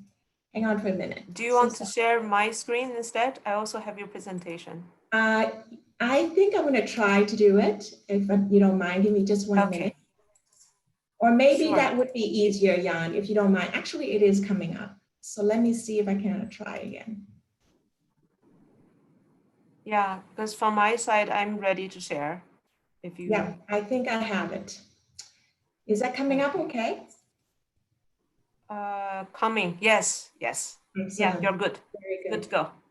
Okay, and my apologies for not able to do this right. And let me do one more thing so that I can make sure that we can see everything. So Indonesia, the fourth largest country, the fourth largest population in the world, about 270 million people. So it's a large country. And today I would like to share about the public rental housing. So very different model than Chile and South Africa in Africa. There it's called Rusunawa. Let me move on to the next slide. I want first to kind of share with you how the government of Indonesia support affordable housing across the different income segments. Very similar to India, government of Indonesia concentrate on home ownership. So the largest program that it has is a credit-linked subsidy program. As you can see, it support between the 60th percentile down to about 30th percentile. It has several large-scale subsidy, liquidity program, interest rate subsidy, down payment assistance. So this is basically on an annual basis provided about 230,000 new homes and put essentially 230,000 households in new homes. The next larger program is not the rental housing, but the home improvement program, where the government of Indonesia are providing grant to about 150,000 households with substandard housing, upgrading it to a better quality, livable, well-constructed standards. The third program is this Rusunawa program, is a public rental program. And this is where we are going to focus our discussion on today. Now, the situation is that the volume of rental that the government built on an annual basis relative to the other two programs is minute. It's roughly about 12,000 units per year relative to the 200,000 and 150,000 on one side, right? So it's a very small program. However, the government gets it that it hasn't done enough. And it hasn't done enough in the urban centers because most of the home ownership program are being built in peri-urban but non-metro areas. So the government, for the new medium-term strategy between 2020 and 2024, it sets a very big, ambitious goal of building 1 million new homes in the urban center. 50% of that is going to be for rental housing. And because of this very sizable commitment, the government, the Ministry of Strategic Planning came to us and said, could you please do an analysis and say how well has this program been going? If we are going to build 500,000 units more in the next 4 or 5 years, how have we been doing? And this is where the beginning of our study. So the key challenges as we dig into the Rusunawa program, the 4 major issues. The program, the way it is, the model for both construction as well as capital investment, as well as the operating model is not financially sustainable. It does not leverage the private sector at all. It has an institutional arrangement that's quite inflexible, that doesn't allow for good implementation and as well as innovation. And as an outcome of that, it reduced the total household livelihood and livability. So let's take one at a time. The first one, financial model is not sustainable on both fronts. Construction cost is high, and it depends heavily on the central government to build, to provide the budget to build. So on average, it costs about $32,000 per unit to build. So because of that, as you can remember, that means that the cost of, because of that cost in the past, is roughly about 12,000 units have been built. So it has not been able to really service the target population. And once it's built, the model is that the central government gives it to the local government to manage. And the local government has to put its own fiscal budget to operate, to repair, and maintain. It sets a rental tariff. And what we have learned is that the rental tariff only covers about 12% of the total annual cost to run these Rusunawa. And so the fiscal burden on an annual basis is quite high. It costs about $2,200 per year per unit. So because of that high burden, of course, the repair maintenance is not going to be done to the level that is necessary to upkeep then you get the cycle of poor maintenance and perpetuate this poor quality of these Rusunawa. The next thing that we learn as we dig into it is that the population, the tenant profiles, there are two, I would say, key profiles. One are those who have been relocated because the government need to relocate people from slums, for folks who live by the river, relocate because of some urban upgrading. But also there's another population, actually these are really low income that do not have an alternative for living. So these two populations are generally blended. And what you see as an outcome of that is a very high delinquency rate. Now, the 11.7 is a 0 to 360 day past due. But if you're looking at the total, we called delinquency arrears on the government books, and unlike the private sector, government don't write off these delinquency. If you look at the total arrears as a percentage of the rental that they ever receive, it's huge. It's up to the 60%. So that's really very sizable. Other thing about it is because of this very low rental tariff that the government has set, people are not really incentivized to leave. This is a very reasonable rental. And as a result of that, the transition rate is at less than 1%. And so this gap that the government, the local government has to deal with to maintain this Rusunawa is tremendous. It's really structural and it's very unsustainable for both the central government to build and for the local government to maintain. Now, I wanted to also say that I wanted to share with you the spectrum in terms of cost to the government, having the Rusunawa at the cost of $32,000 to build and $2,000 per year to manage versus other products. So the first two products is the credit-linked subsidy. The government are providing between $3,000 to $5,000 for home ownership that costs really at the market price of $11,000.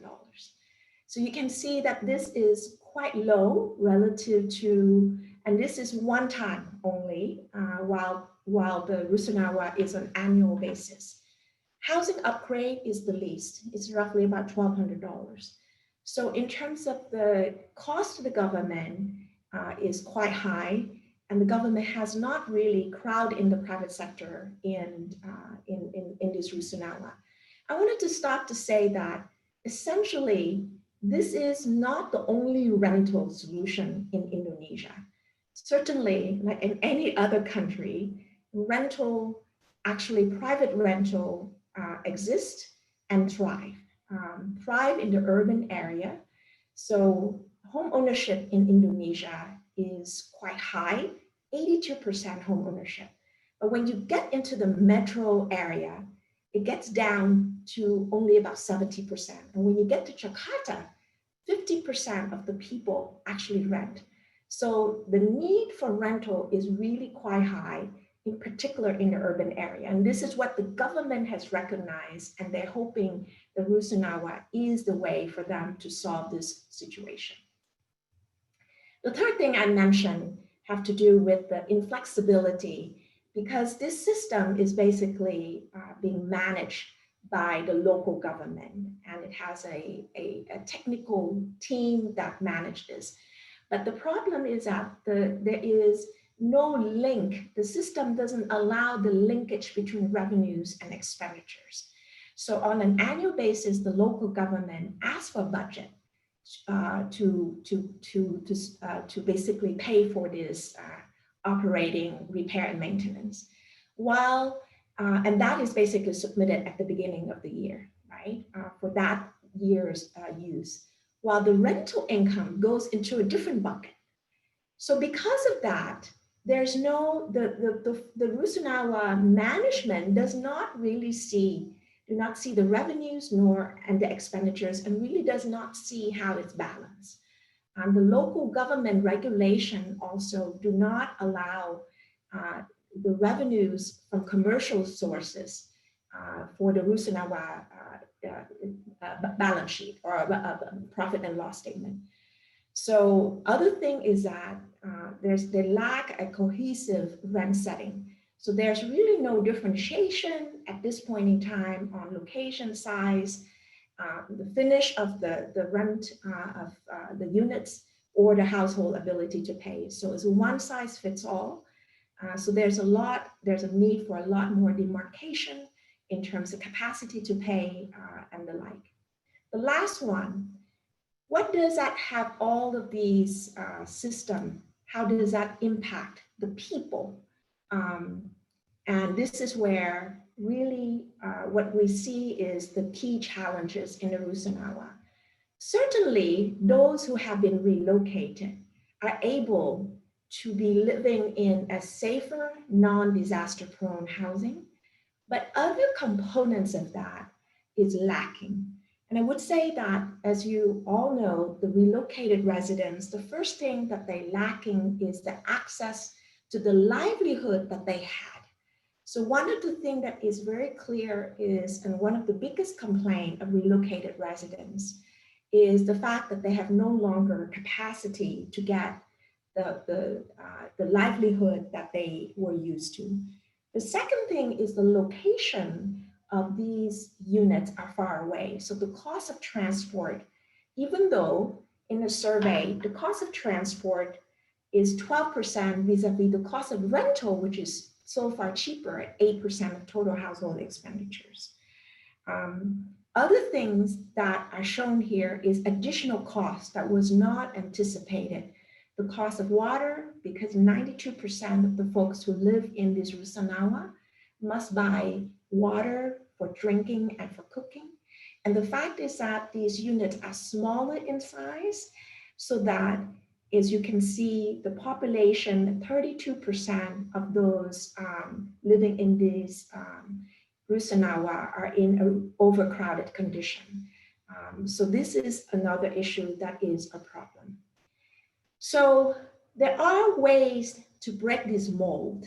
And this is something that we see also, and this is what we're recommending the government of Indonesia to really, how do they basically, there needs to be a departure from the norm, the business as usual, if they are going to build these 500,000 units. The first one is to leverage private sector so that there is an ability to reduce the total cost to the government to build.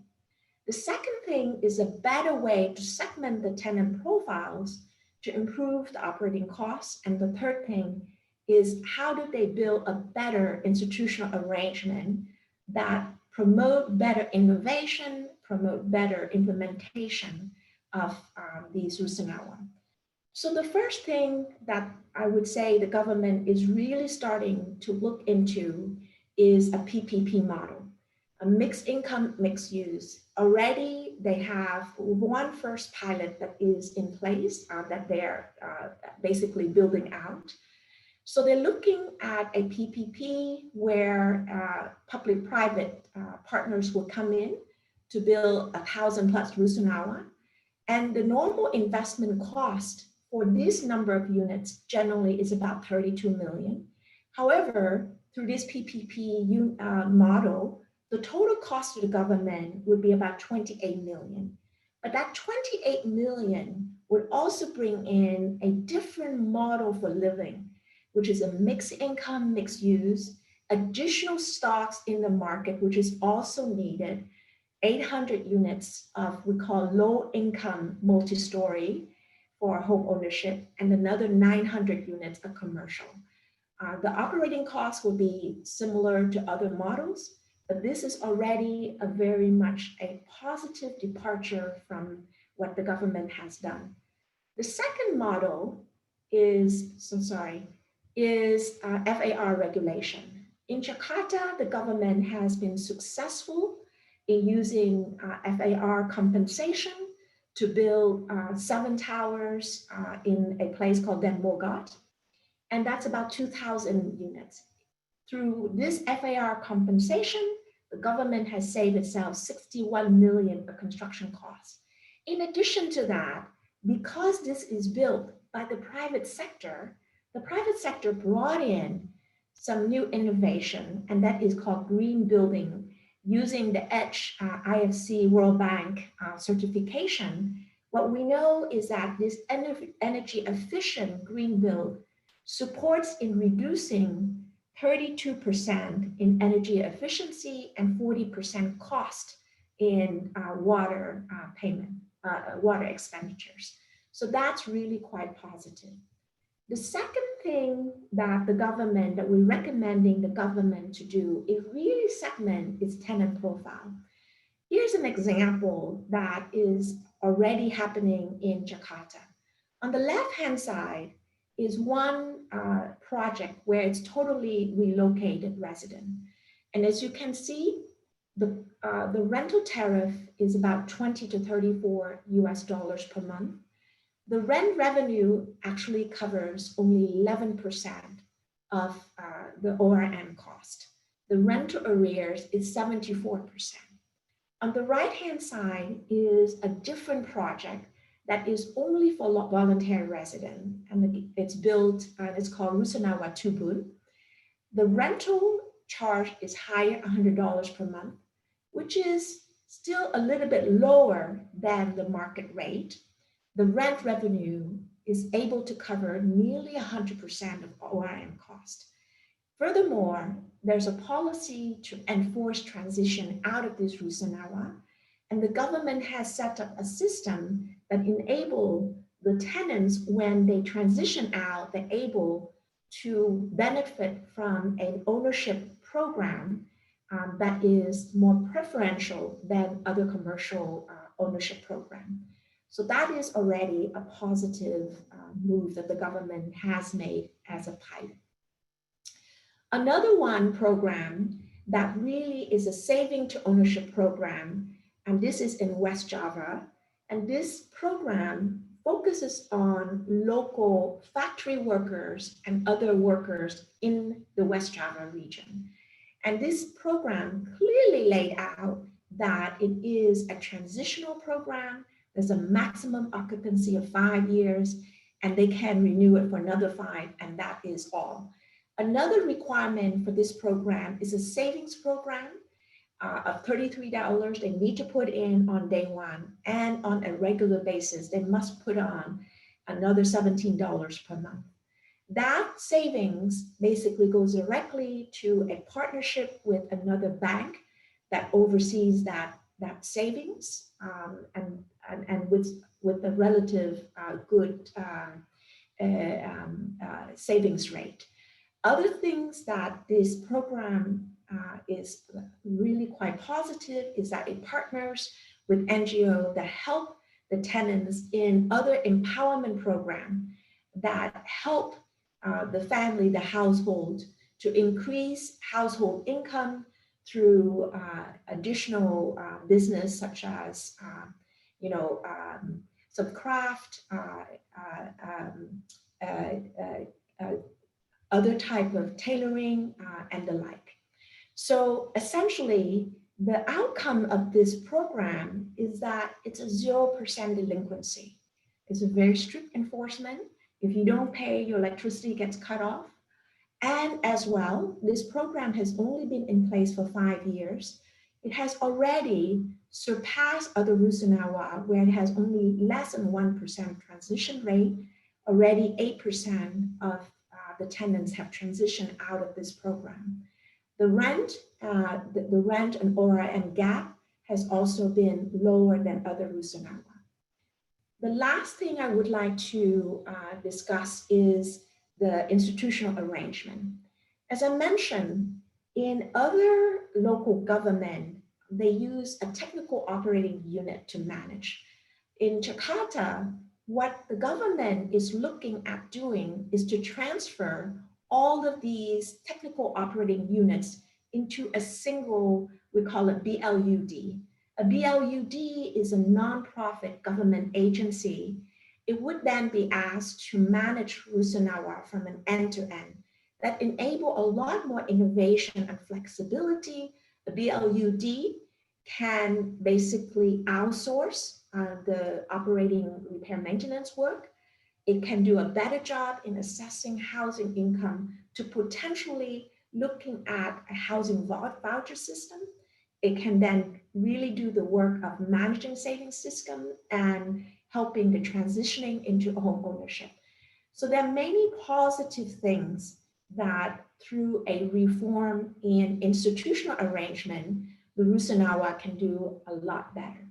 So in summary, the key messages, I would say that government-owned and managed public housing across the world, with a certain exception, such as Singapore, does not have a good track record. So to enable Indonesia to look at alternative way, we are recommending PPP mixed use, mixed income, an FAR model that enable cross-subsidization, enhance better social engagement because of the mixed income, mixed use, and to reduce the total fiscal burden for the government. Better targeting of the different tenants profile that behave very differently, provide them with different solutions. And finally, making sure that there is a good, flexible arrangement to really help in the implementation. And with that, I would like to end my presentation and pass back to Jan for Q&A. Thank you so much.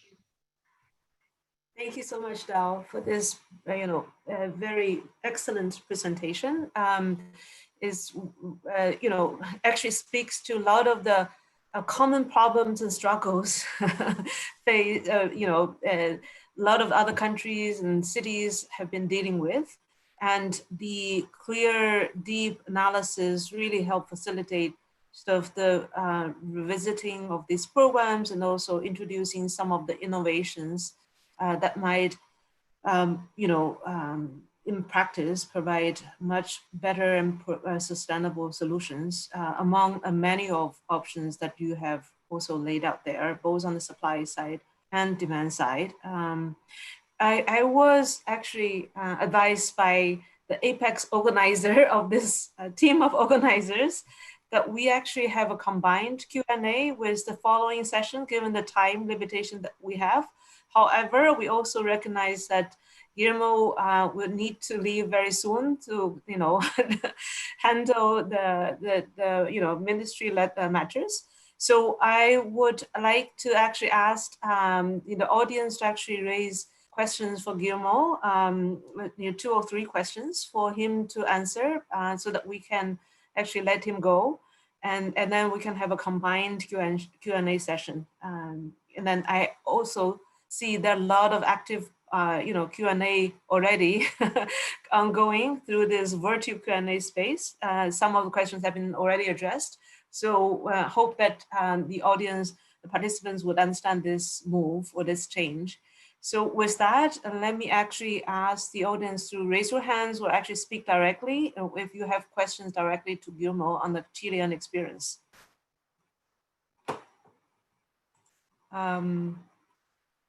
And there are a couple of them already in the Q&A session. Yes. Cloud, excuse me. Please. Is it Cloud or? No, Guillermo. Guillermo's here. Guillermo. Yeah. Yes. Thanks. Yeah. Excuse me, because I was checking the Q&A section, and I took 2 questions regarding the presentation that are already made. One was raised by Ankur Bisen. Very interesting question about overcrowding, and he mentions that overcrowding is linked to economic activities. So in that program, what do we do? I mean, in terms of the location, if we send families to the outskirts of the cities, or it's a very good question. In this case, I think we adapted in a very special way. We define the rental model for the overcrowded families with the municipalities. And this is very interesting. In our normal program, families, they apply directly to the government, okay? So, and then the ones who get the benefits, they choose the house, and well, I explain a little bit, you know, how the program works. But for the overcrowded model, we work with the municipalities. Why? First of all, because the municipalities are the institutions who best know exactly the most overcrowded areas within their territories. So at the same time, the municipality and ourselves and the central government, together, we choose a place in the same area, exactly in the same area. And the main idea is to, as you may imagine, to move the families to these places in order to reduce the contagion level, but at the same time, the idea is to keep all the social connections, the economic activities. So that it's, I think, it's part of the answer. But at the same time, if I try to explain it in an intellectual point of view, if we analyze a territory where we have, especially under a pandemic problem, right? If we have disponibility in terms of markets, in terms of the departments, that I mean, the owners, the landlords, they're expecting to rent the units, and at the same time, 400 meters, 500 meters, we have overcrowded, highly overcrowded areas. I think it was a good idea to try to connect them, assuring that the government is behind, so the government is gonna have an important subsidy, so the landlords they have at least the intention to rent the house. So I think that's one of the questions. The second one that was raised by Salim is Salim Al-Tak, and he also raised a very interesting question that why, for example, why do we define 8 years for this flat subsidy? The program is divided into the first period is a 4-year program, but immediately, if you want, you can apply to enlarge the period of time. So for a reason, we define it in 8 years. But why 8 years? Because at least our experience, and there's another slide where there are a lot of information when we analyze this program. But as you may imagine, again, I'm going to say something very intuitive, but when you see the numbers, when you see the charts, when you see the slide, it's very clear that the expected level of income of a household changes dramatically, at least in Latin America, during the 20s. For example, if you're 21 or if you're 30 years old, the level of income usually increases a lot. Then it maintains in a certain level of income. So during that age, it's very interesting to support families with a rental subsidy model. Meanwhile, they're adjusting the size of the households, the level of income. So after 8 years, we try to connect them with the ownership model. So I think that it's a way to connect with expected level of income for the families. And probably, and then there's another question regarding the targeting schemes, and there's another factor. The model is defined, as I just mentioned, there's a flat subsidy, but the rest has to be covered. It could be a small amount of money or even a bigger chunk of money, but it needs to be used under a co-payment scheme. What does it mean? That the families, they need to have a small capacity of payment. For example, the poorest of the poorest, sadly, they cannot apply to the normal program. It's different to the overcrowded program that I already explained it. So one of the requirements to apply to the normal program, we have a minimum amount of household income and at the same time a maximum amount of household income. If I put, instead of putting in US dollars in terms of quintile, the program is defined for families who belong between the second quintile up to the fourth quintile.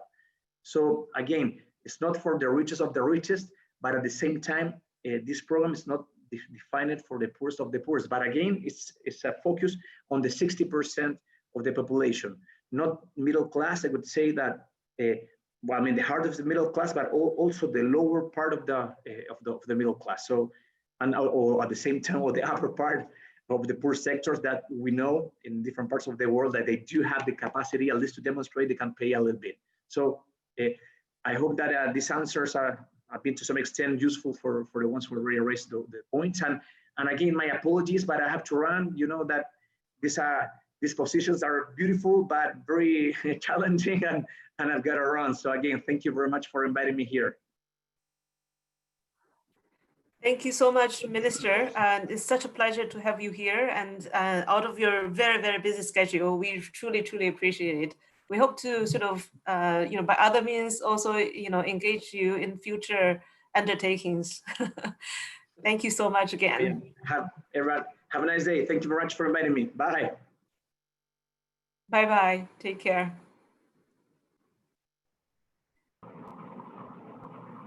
All right, so I guess we will just move on to the next session, and it's my pleasure to also introduce my colleague Abhijit to then moderate the next sessions with very distinguished speakers from India, talking about their experiences as well. Abhijit? Thank you so much, Jan. So yes, we had Over a to set you. of three. Thank you. I hope I'm audible. So my name is Abhijit Ray. I'm the Senior Urban Development Specialist based out of the Delhi office of the World Bank. And we had three really fascinating international presentations. They covered a wide range of areas. And just echoing what Shubhagata was mentioning right at the beginning, that, while India has been a bit slow on the rental space for the past couple of decades, but now things are picking up. And we looked around, different states which have tried to make some impact from the policy or the regulatory aspect. And the two states which clearly stood out, Maharashtra and Tamil Nadu. So it's a pleasure to welcome Mr. Samir Unhale, the State Joint Commissioner of the Municipal Administration Department in the government of Maharashtra. I mean, he brings not only the experience of working with the state government, but also working with the municipal bodies as well as on smart cities. So Mr. Unhale, we requested him to speak about the rental scheme, the rental housing scheme. So the floor is all yours, Mr. Yeah, first of all, very good evening and good morning to all the panelists as well as people who have, joined this wonderful session. Policy issues and the idea of policy labs, I think, is very important because introducing policies in the rapidly changing scenarios, and that too in a sector like housing, is very challenging because the way market behaves, the way society behaves to the policy interventions, they actually cannot be anticipated, and therefore it is more of an exploration, especially in these very strong and as we say, the very survival instincts and the nesting instincts are so strong that the place to stay is always a important aspect that we have to really deal with. So I come from a province or state called as Maharashtra within India. It's a western part of India with its capital as the port city of Mumbai.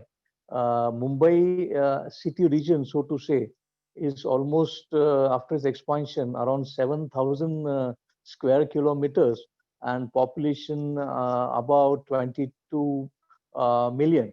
So the city region of Mumbai as a planning authority is being at a regional plan is being looked after by an authority called as the MMRDA, the Mumbai Metropolitan Region.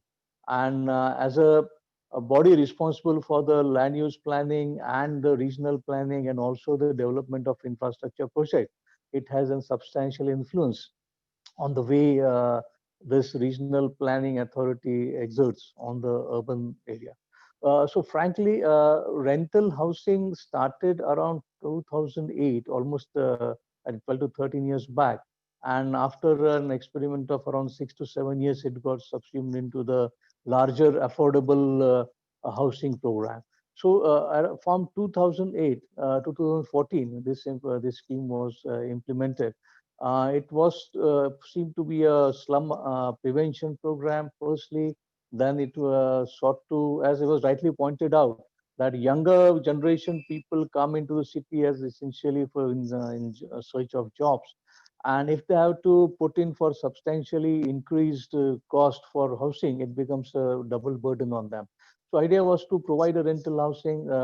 Costing was around 5,000 or so, and if you could look at the allotments which were made from rental for essentially younger people coming into city. And if you could see the map on the presentation, you could see the clusters onto that around the peninsular part looks like the Mumbai city, and the other clusters that you are seeing are the clusters of Thane, Kalyan, and Panvel, and in Raigad district adjoining the Mumbai city, and of course within the Mumbai metropolitan region.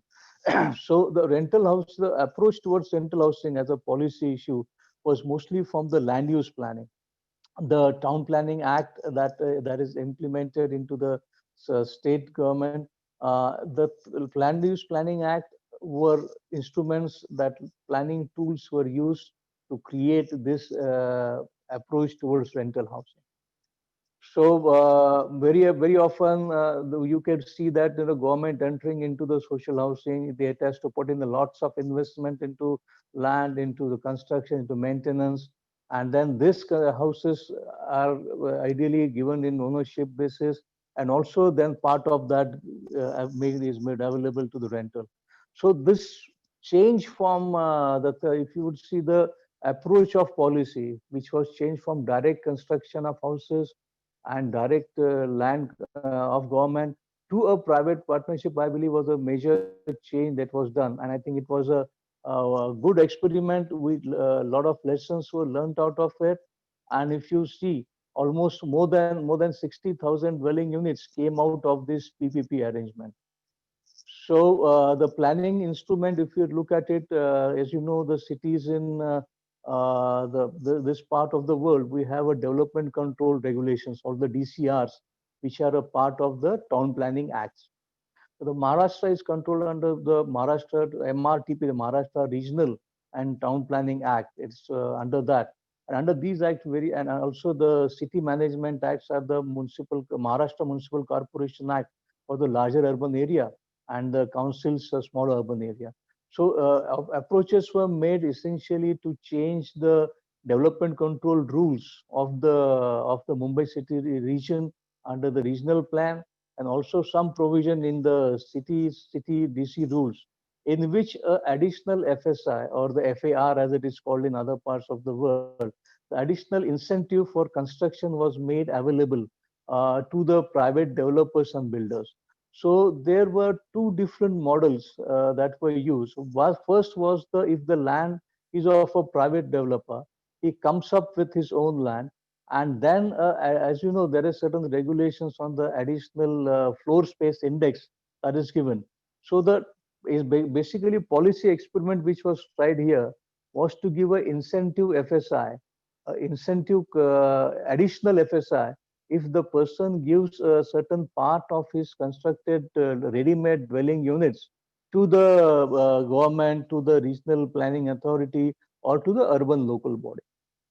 So this is how the financing of this plan of this rental housing also came up in Maharashtra, in this Mumbai region, in which the land is also of the private party, the investment is also of the private party.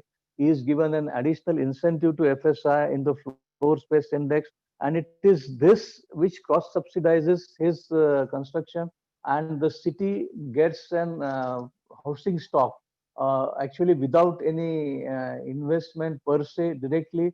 Of course, there are certain informal, certain strain, of course, is created on the city infrastructure, and the city municipalities were allowed to raise certain taxes.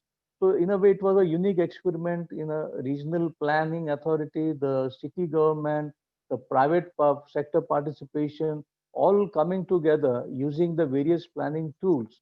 And these planning tools coming up, throwing up actually an housing stock, which could be used also for the rental housing.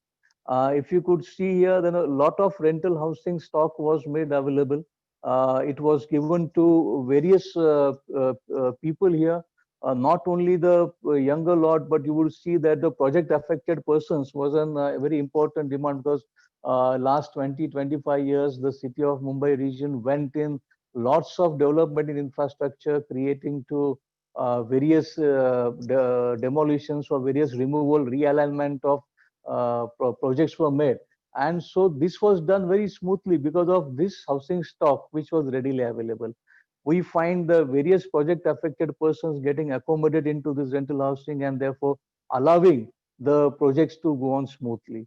Similarly, you would be seeing that the various Mumbai city, historically had been a city of mills, cloth mills, right from 1860 to 85, 90. We had major expansion in the city of Mumbai, and during even from that period, the mill owners came up with their own housing stock. The various government agencies then, mostly like the Bombay Development Department, the Bombay Improvement Trust, even to some extent the Bombay Port Trust, were creating housing stock which was made available either to the employees on rental basis or lease control basis, and therefore creating this availability of housing stock. So, what I'm actually trying to share here is that the history of rental housing in Mumbai region is quite old, and therefore you are seeing slow variations and changes into the way the rental housing has actually being made available. The changes in these rules, as I shared, was that the additional FSI of 4, if the person is coming up with his land. So here the 3 FSI, the floor space index of 3 times the area of this land could be sold in open market, which created a substantial amount of funding, which could of course then be cross subsidized to this rental housing stock which was getting created. So I think this model of private sector participation did help to a large extent the financial part of the this rental housing scheme. Of course, once you move from the rental housing, we also have a part. We also have a important part of maintaining those houses. As you know, whenever a government there is a housing schemes come up, the O&M becomes a substantial part of that, and taking care of taking care of this various sorry taking care of this houses that are built becomes quite an issue. The maintenance of high-rise buildings to an extent is an important part. It does create substantial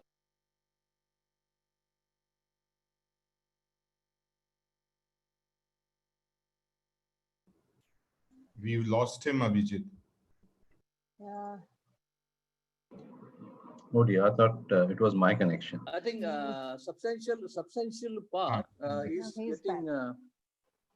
Hello. Yes, we can hear you, Yeah, I sir. think I'm audible, is it? Yes, yes. Yeah, sorry. So there is a switch off instrument. Actually, so the experiment that we are seeing is uh, I was referring about the O&M issues. Actually, you're seeing the photos. They are quite high-rise buildings, and maintaining these buildings becomes quite an issue because of the rent that is getting collected is the tune of around if you talk of dollar terms, it will be around $15 to $20 a month. That was the rent that was stocked up. So when we are trying to maintain such a big establishments on the basis of these rents that are created, it did created a financial strain, and a lot of demands keep on coming regarding repairing, and the funds then again will have to be put in from the general funds of the agency. I would again like to share one particular regulatory issue or a policy which was created in Maharashtra, which is called the cooperative movement. Maharashtra has a very strong cooperative movement which started with your agriculture, and also then in urban areas we see a lot of cooperative housing societies which become an independent legal entity and take care of that. So some effort. Hello. Yeah. So some effort Am I Yes, there's an echo at your end. I think there are two connections. Maybe you can mute one of them. Yeah, sorry. Hello, is it okay now? Yes, Yeah, please, sorry, please. yeah, yeah.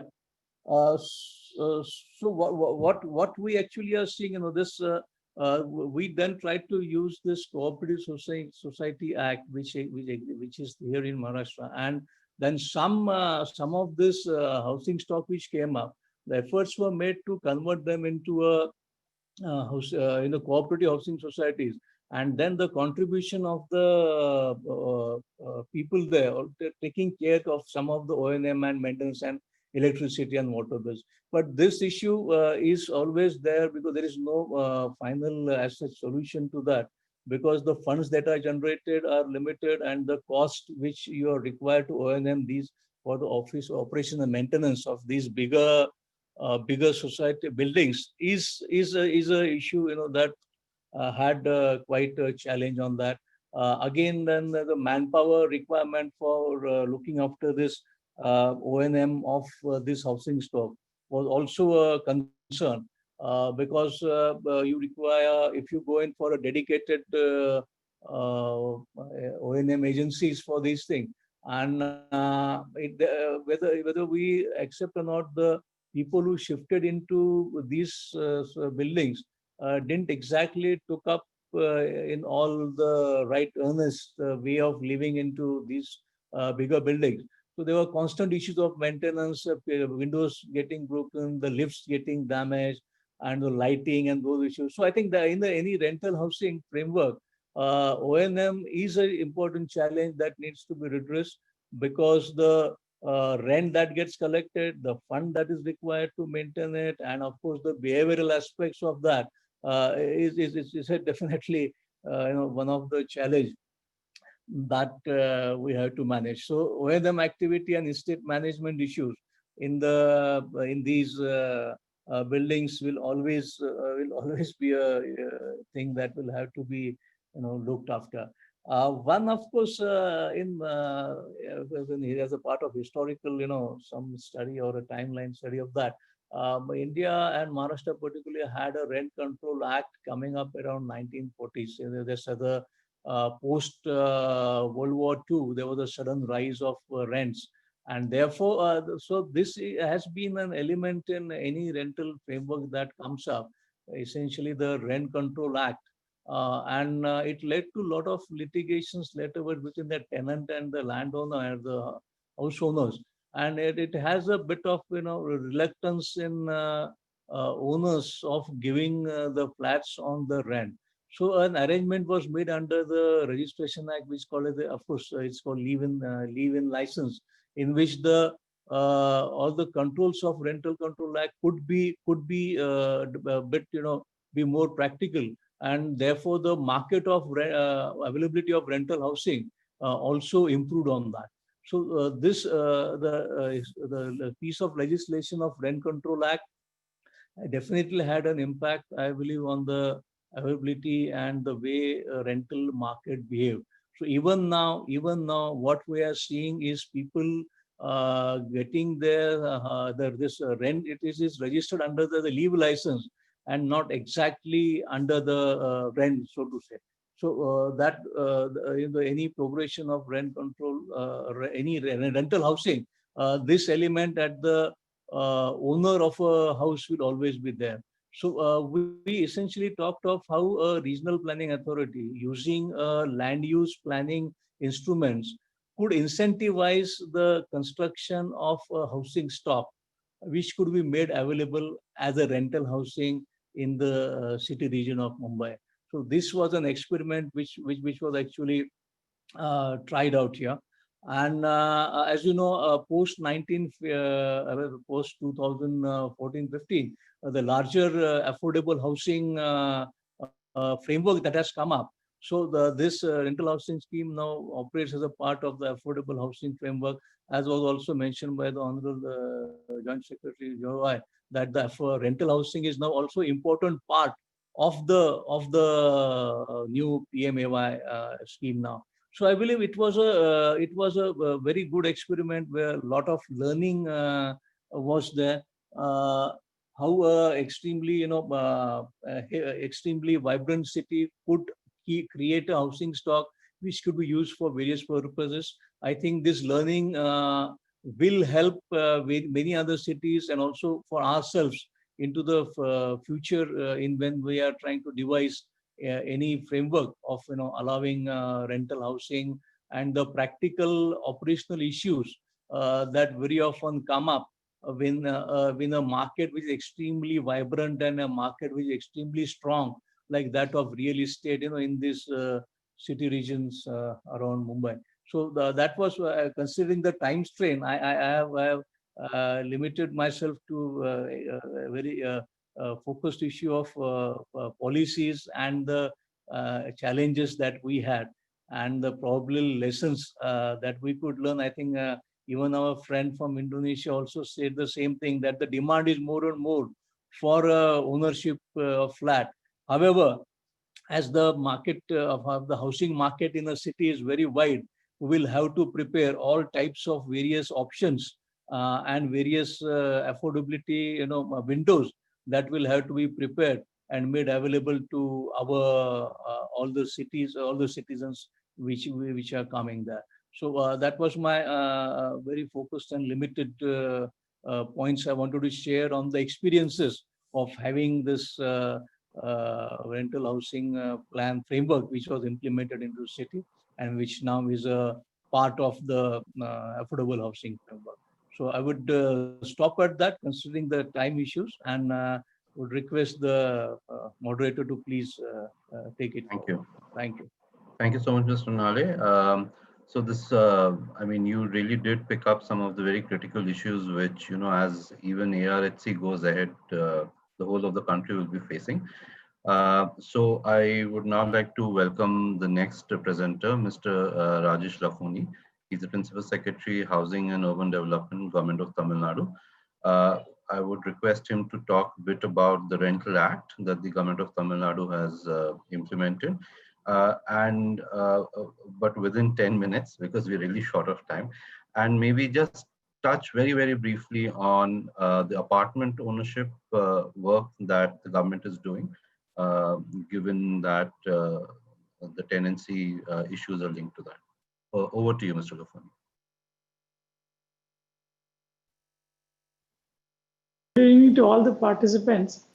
I'll just, because the time constraint is that I'll just touch on the major policy initiatives and what are the issues and challenges with Tamil Nadu. I think all the participants in India will know about what are the challenges in the rental market. And in the first presentation, I think Mr.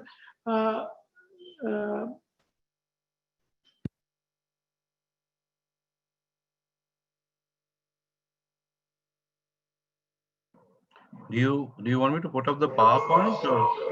Yeah, just a minute. No, it's okay. First is the unendorsed CPR.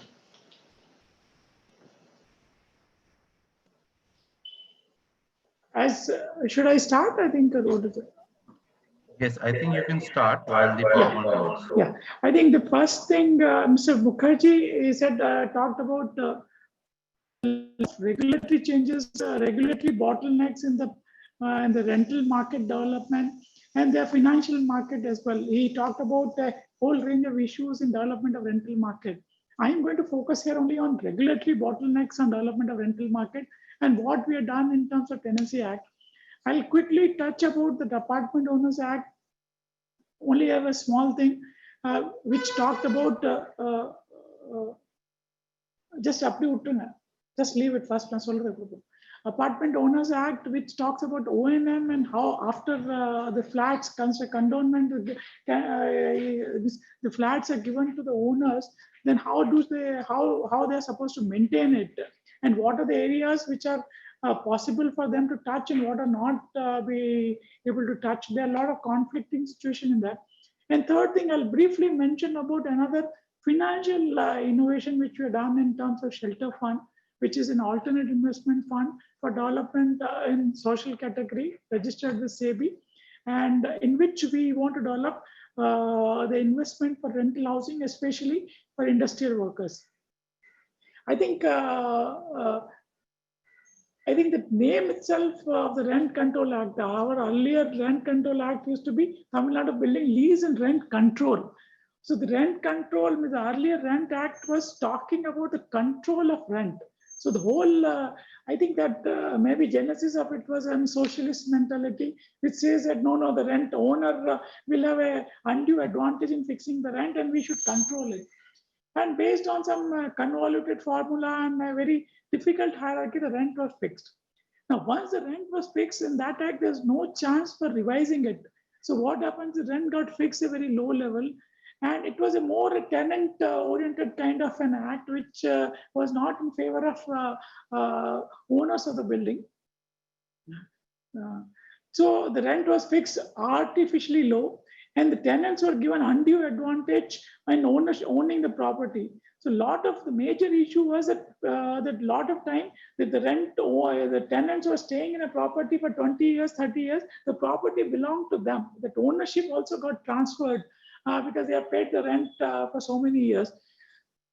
And the rent was artificially low. It was so low, I think it's laughable. I think there's a lot of movies in India. I think if you go in the Bollywood movies and you'll find that it has been really, I think there's a new movie also, I think if a lot of Indians are there, some Gulab or something, and it talks about an artificially low rent act. There's no grievance redressal mechanism. The hierarchy which can resolve the dispute related to rent fixing was so complicated that the cases or the disputes dragged on for years together. So that was a major reason that the properties were not coming in the market for renting it out. The demand was huge. Even if you see the latest survey, 2011 of the census of Tamil Nadu said that around 40% people sought rental housing because they could not afford own housing. And the average for India, the country as a whole was around 20%, 27% to be precise. Now, I think that the government of India came out with a modern act, I think, which was more a market-based act. Next slide. Yeah, then next slide. Okay, so this is basically, the act name itself, I think it shows what is the aim and objective of the act. The act says Tamil Nadu rights and responsibilities of landowner and tenant acts. So basically it changed the whole paradigm of how the rent was controlled. It was not controlled. It was now enforcement of an agreement between an owner and tenant. That before renting out a property, they have to enter into an agreement, and there's a mechanism to enforce that agreement. And there were clauses for both in favor of owner as well as tenant. And this act has become a rule in Tamil Nadu. There's small minor, I think I don't want to go into detail, but one important thing was as soon as the act came, some time was provided. Initially it was 90 days, later it was extended to 1 year, with all the informal arrangements for agreements of tenancy should be formalized, and it should be made automatic. That basically you can upload it on a portal. You will get a OTP, that is one-time number, which you can feed it, and then it will get registered. Once it becomes in public domain, then enforcement was very easy. In earlier act, the enforcement was by a very lower level civil court, which was burdened with lot of cases, so it was very difficult to enforce the law.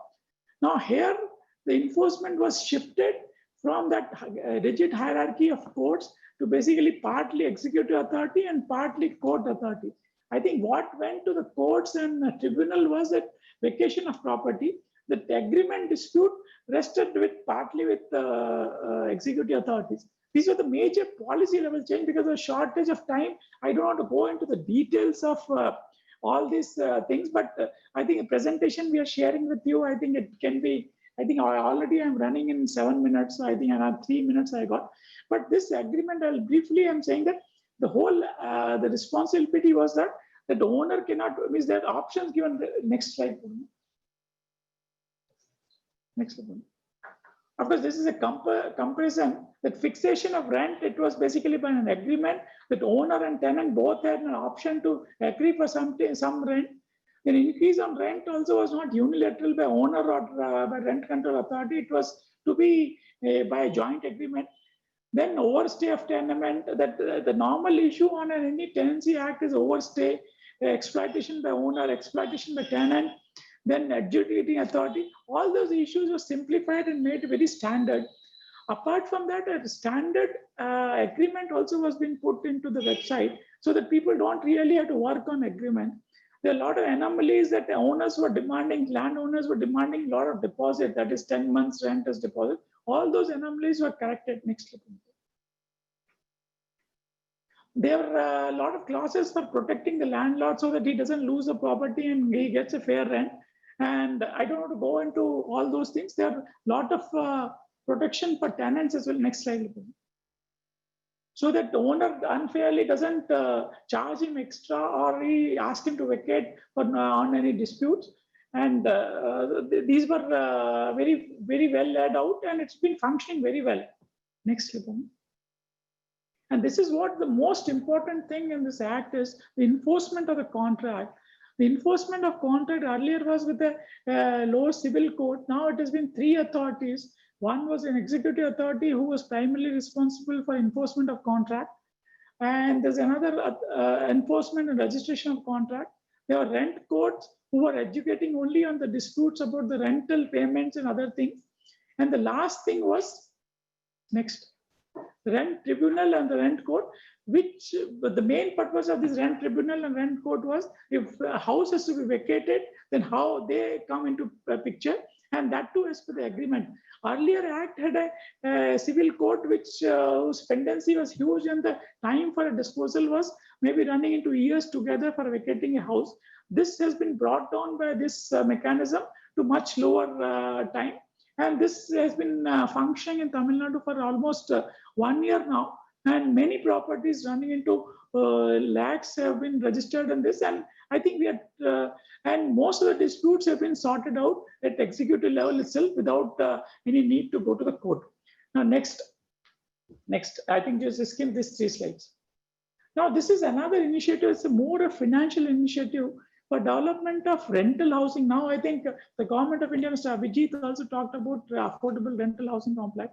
But Tamil Nadu state went ahead, and this Tier 1 shelter fund is something which is, as a government regulated fund, the source of money comes from, we have come out with the innovative financing thing. In this case, is that all the big buildings, for example, more than 1 lakh square feet, they'll have to part with 1% of the development cost as fixed by the government towards this shelter fund. And this money can be used for development of affordable housing as well as the other thing. Now, Tier 2 of shelter fund is a category 1 social alternate investment fund registered with SIB and is a social venture fund. The first loss capital has been provided by the government of the Tamil Nadu Housing Board, which is part of the government. And now the World Bank and ADB are investing in it so that we can leverage this money for bigger investment for private sector and promote private sector for rental housing.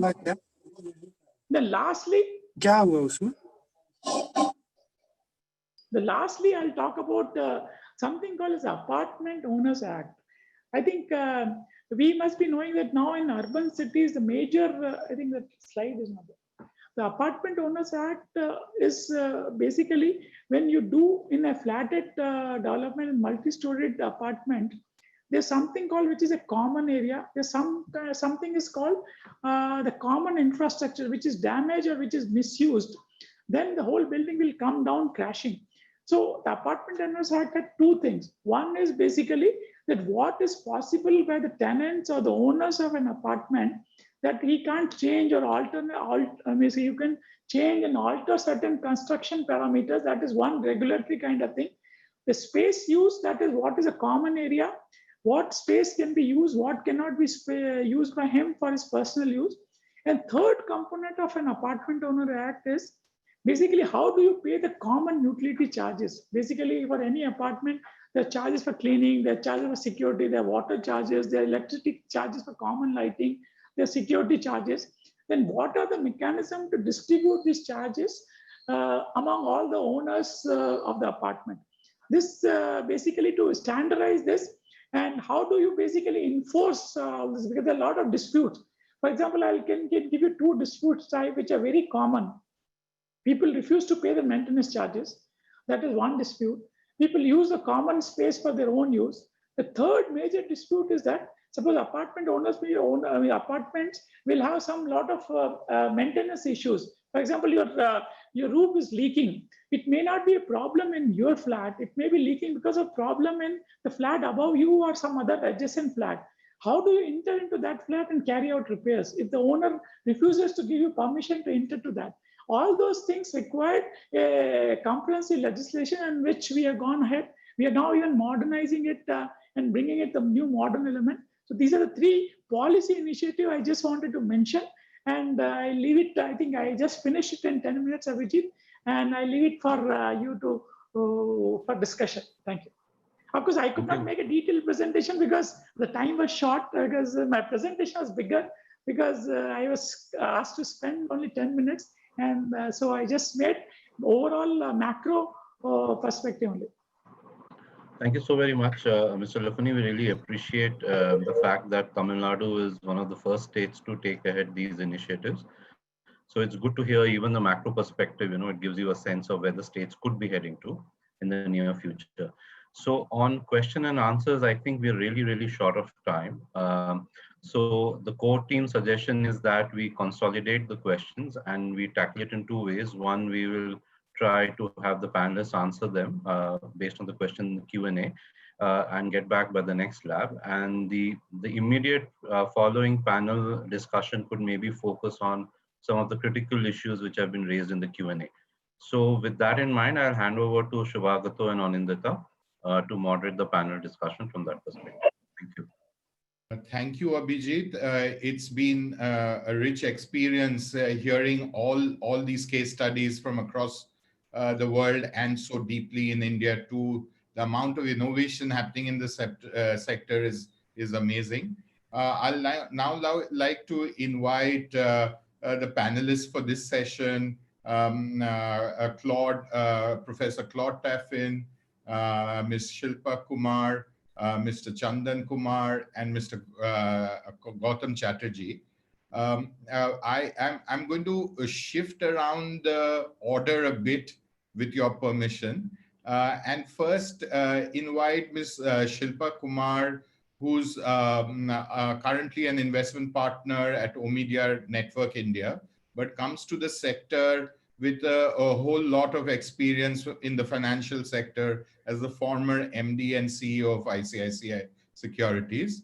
Part of her current work, she's looking quite deeply at the post-COVID out-migration issues. And it would be good to refocus back onto that core issue, which seems to have tilted Government of India's own imagination of how housing needs to be structured in India. So while I do have a leading question, do speak to us about Resolve and what you're hearing from your partners on the ground on how housing vulnerabilities have affected the situation on the ground, but also to think through a bit from your financial sector experience, that given that the real estate market is at an all-time low, maybe I don't know whether you call it a recession in the real estate market, but in that circumstance, there's a renegotiation of contracts downwards. Bottom line might mean for financing the sector, given that private investment is currently the driver for much of the rental housing still. Shilpa, you 5 minutes, and then we will take some questions from after we go through the panelists. Yeah. Thanks, Shivagato. Can you hear me? Yes, we can. Yeah, thanks so much for the introduction. I'll keep it brief and use the 5 minutes to maybe talk about how we see rental housing and its importance in our Resolve initiatives. So, the devastating effects of COVID, of course, will be felt over a long period of time. But what stood out for us at Umedyar was the vulnerability of the informal migrant worker in the country. And I think two things really stood out. One is that the cities, the pandemic affected much more in the densely populated areas. And second, the fact that these areas were also where a large part of the informal migrant workforce stayed. Given that urbanization is going to be an integral part of our economic growth, and the migrant worker is an integral part also of this progress, we felt it was really important to address the needs of this seasonal worker population. And hence we identified it as part of our medium-term Resolve initiative. What we're looking to do really, and I know a lot of the time we spent earlier today talking about policy, but what we're really looking for under our Resolve initiative is to really encourage entrepreneurs, thought leaders, policymakers, and citizens to come together and reframe some of these issues, and to look at maybe creative solutions to what is really a long-standing problem.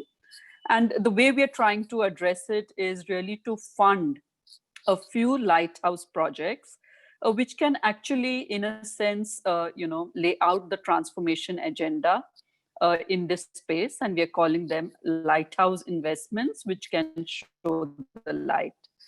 Under the migrant worker theme, we have identified 3 pillars of work. One is really looking for evidence-based narratives to inform policy. Really to make visible, the whole issue of the invisible, in a sense, migrant worker so far.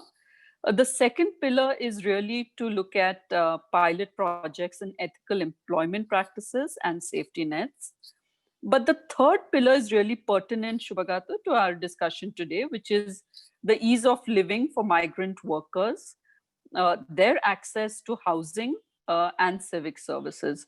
And we feel this is a very central pillar. And the reason we feel so is, the 2 points I mentioned right at the beginning.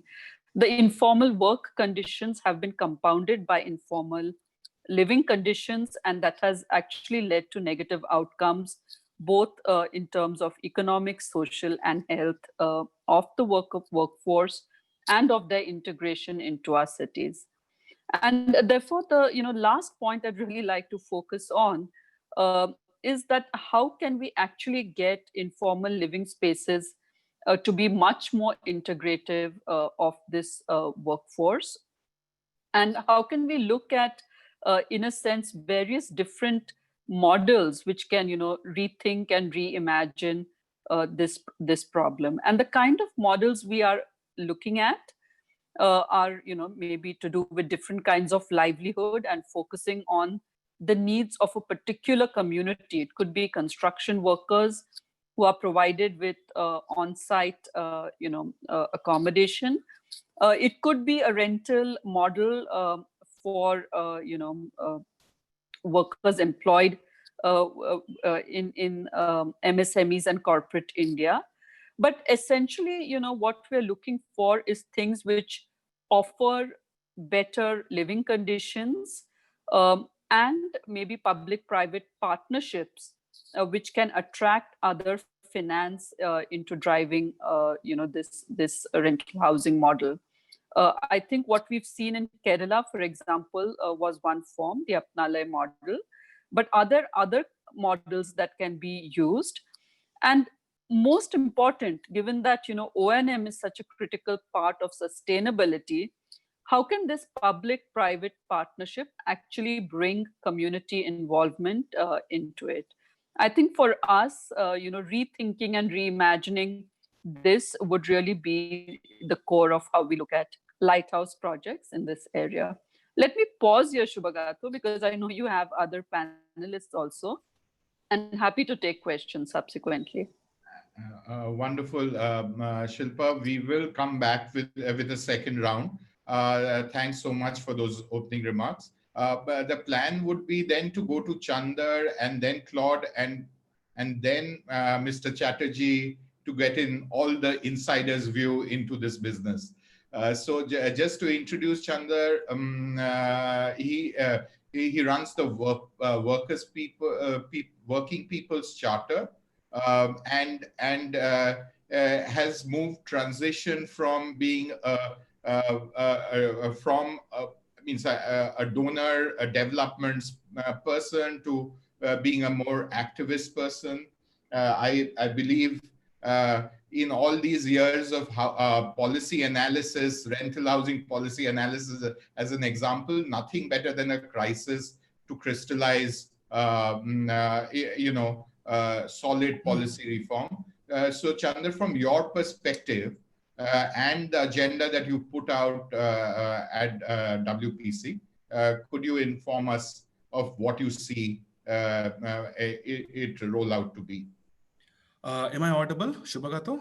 Yes, you are, Chandra. First of all, I'm grateful to you and CPR and other collaborators for putting such a fantastic panel, and I'm honored to be in such a esteemed panel on this. So just to give you very quickly about also for other people, the Working People Charter is a network of trade unions, CSOs, voluntary organizations who are organizing workers in the informal economy. And it's a 7 years old network. And we are trying to basically provide the policy solutions through the organizing workers on the ground by resisting, critically engaging with the government and all. And yes, but looking forward to collaborate with more such like-minded partners to provide a better solutions on the policy and also on the struggle. I think I'll begin with that from my Maharashtra, colleague, what he talked about the cities, and he gave a very nice example about the mill workers struggle. And it's a historical debate about that when you set up any industry, when you kind of create a kind of economic paradigm in any cities, and you think about that, who are the kind of people, citizens, workers going to come to your cities, and then you create a basically kind of dignified housing, dignified wages, and dignified social security. And I think mill workers were the classic example. Even though the mill shut down, and then the workers organize themselves and basically, take the land for their housing. So it's a historical struggle when, the workers analyze that how the city is built. The city is built on the industry. And when the city's economy and social and economic productivity were built, now, even though that industry do not, kind of stayed back, but this land and this whole kind of economical dividend is belong to us. So I think that's a kind of historical debate, and we need to really think about that. This is what we have seen during the COVID times. I don't think so anywhere in South Asia or across the global South we have seen such a desperate condition where the workers were running on the street. They are being kind of killed and brutally murdered. I would say that because of the inaction by the state. And it's such a kind of, aghast to see that in the parliament day before yesterday, that the government didn't have any data about how many workers died on the street during the COVID time. So we have seen the situation, that how situation unfolded during the COVID times. And the most important fact is that the workers were on the street. We know about that. But the way their private owner, the way their housing were completely, kind of, behave so brutally that they couldn't pay back, their rent. And we have to understand from the Indian examples and so many of the global South countries that the housing and the employment, housing and the work is linked. So if you don't have employment, you cannot pay back rent. Your work, of course, will be stopped. So we have seen that situation. So I would like to raise very key question, and then we can move on, Subhagato. We have not been able to come close to addressing the issues of housing because we have commodified, thereby making it a spreadable commodity. That's the point number one I would like to raise it. The second point is that we do not acknowledge the diverse housing arrangements what exist in the market. The third point, that the whole debate is about the create ownership on the housing, and which has derailed the demand for the dignified living. And the last, the metro cities are also in the transit cities, we know that, whereas the sizable migrant population does not want to settle. Hence the housing demand for for the rental housing demand is very much there, and there is no analysis. Cities have no planning about that, how many workers are coming to the cities, what kind of housing stock we need to create on that, what is the planning for that. I'm glad that the government of India has come up with some thoughts about it under the PMAY, and I'm looking forward to work on that and collaborate on that. In fact, we are thinking about that, how we can help the government on that. But we do have some examples, we do have some alternatives where, for example, Kerala government has created the migrant workers housing complex. Couple of cities, couple of ULBs have come up with this idea, but we need to scale up such projects, and we have to see that how we can build a city where the workers are welcome, workers are giving the dignified housing, and they should not feel that they are just a kind of, somebody. They are part of the city's economy, they're very much part of the city's development. So we'll look forward to take more questions, Sobhagado. But from here, I just wanted to begin this. Thanks so much, Chandan.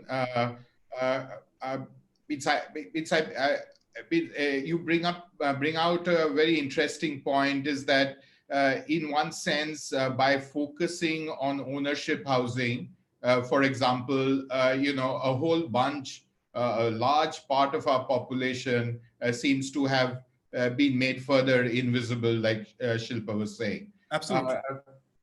Claude, can I request you to come in with your kind of first thoughts on what you see happen here?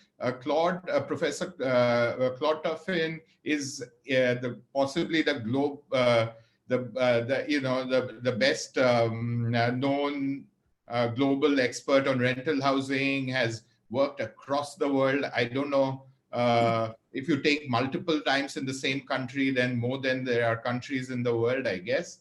And he has recently done some work in Tamil Nadu too. So over to you, Claude. Thank you, Shubhagato. I hope anyone can understand my terrible French accent. Is it clear and high enough? Yeah, absolutely. Indeed, I visited India twice, 2 years ago, and in particular focusing in Tamil Nadu and working with you and Anindita. So where to start? There are so many things that have already been said, and that I wanted also to say what differentiates, what are the specificities of India compared to the other countries I could work in.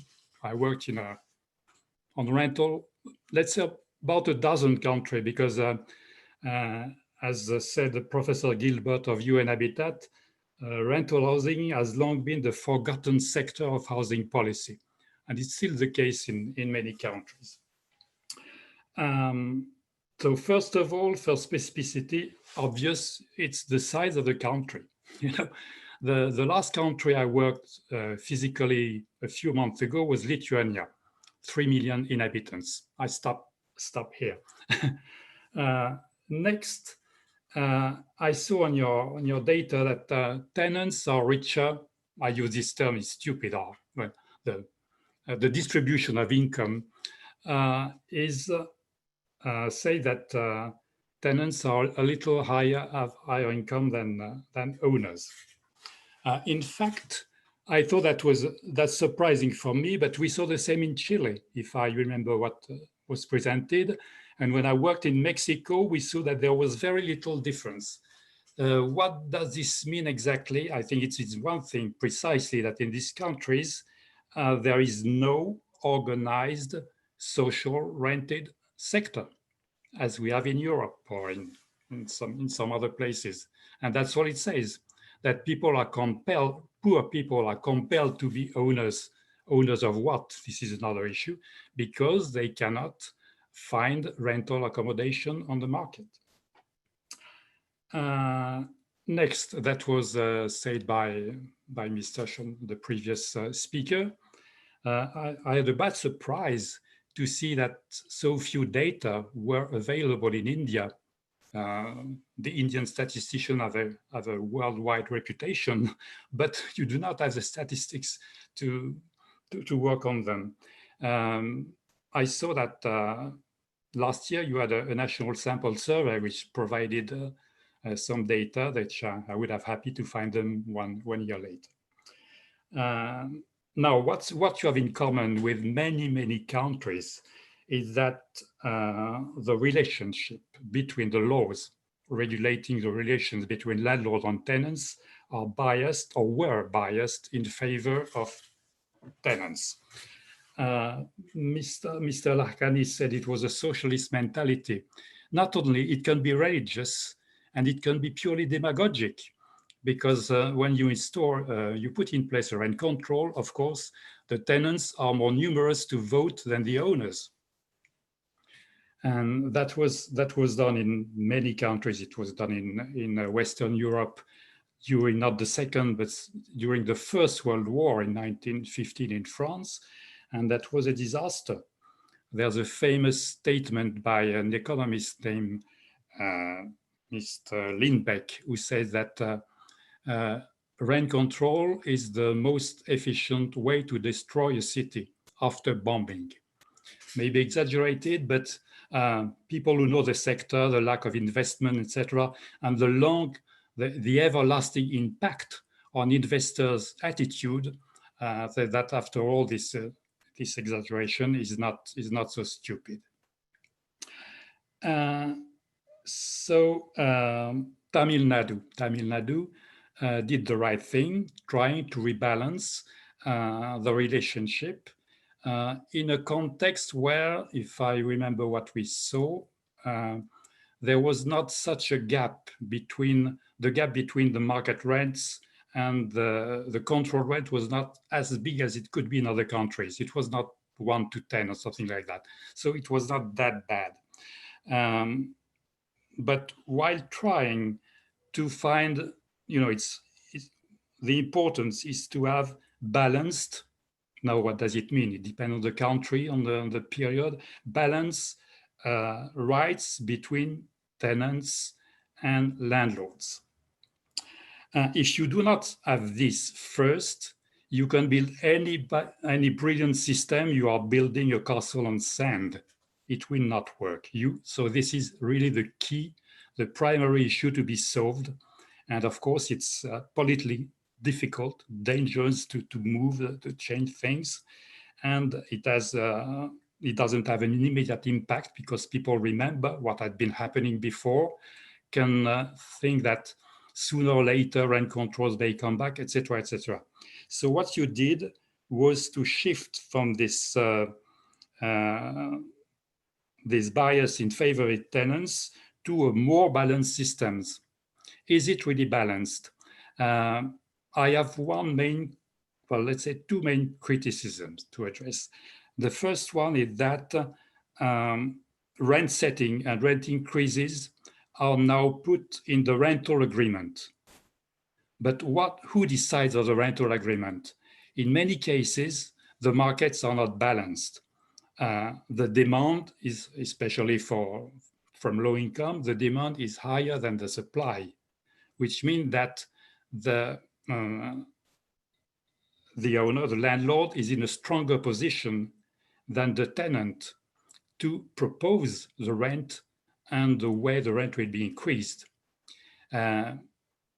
So I think that you move too much in favor of the landlord, except if you prove me that you have a really balanced market, which I really can doubt because it exists almost nowhere.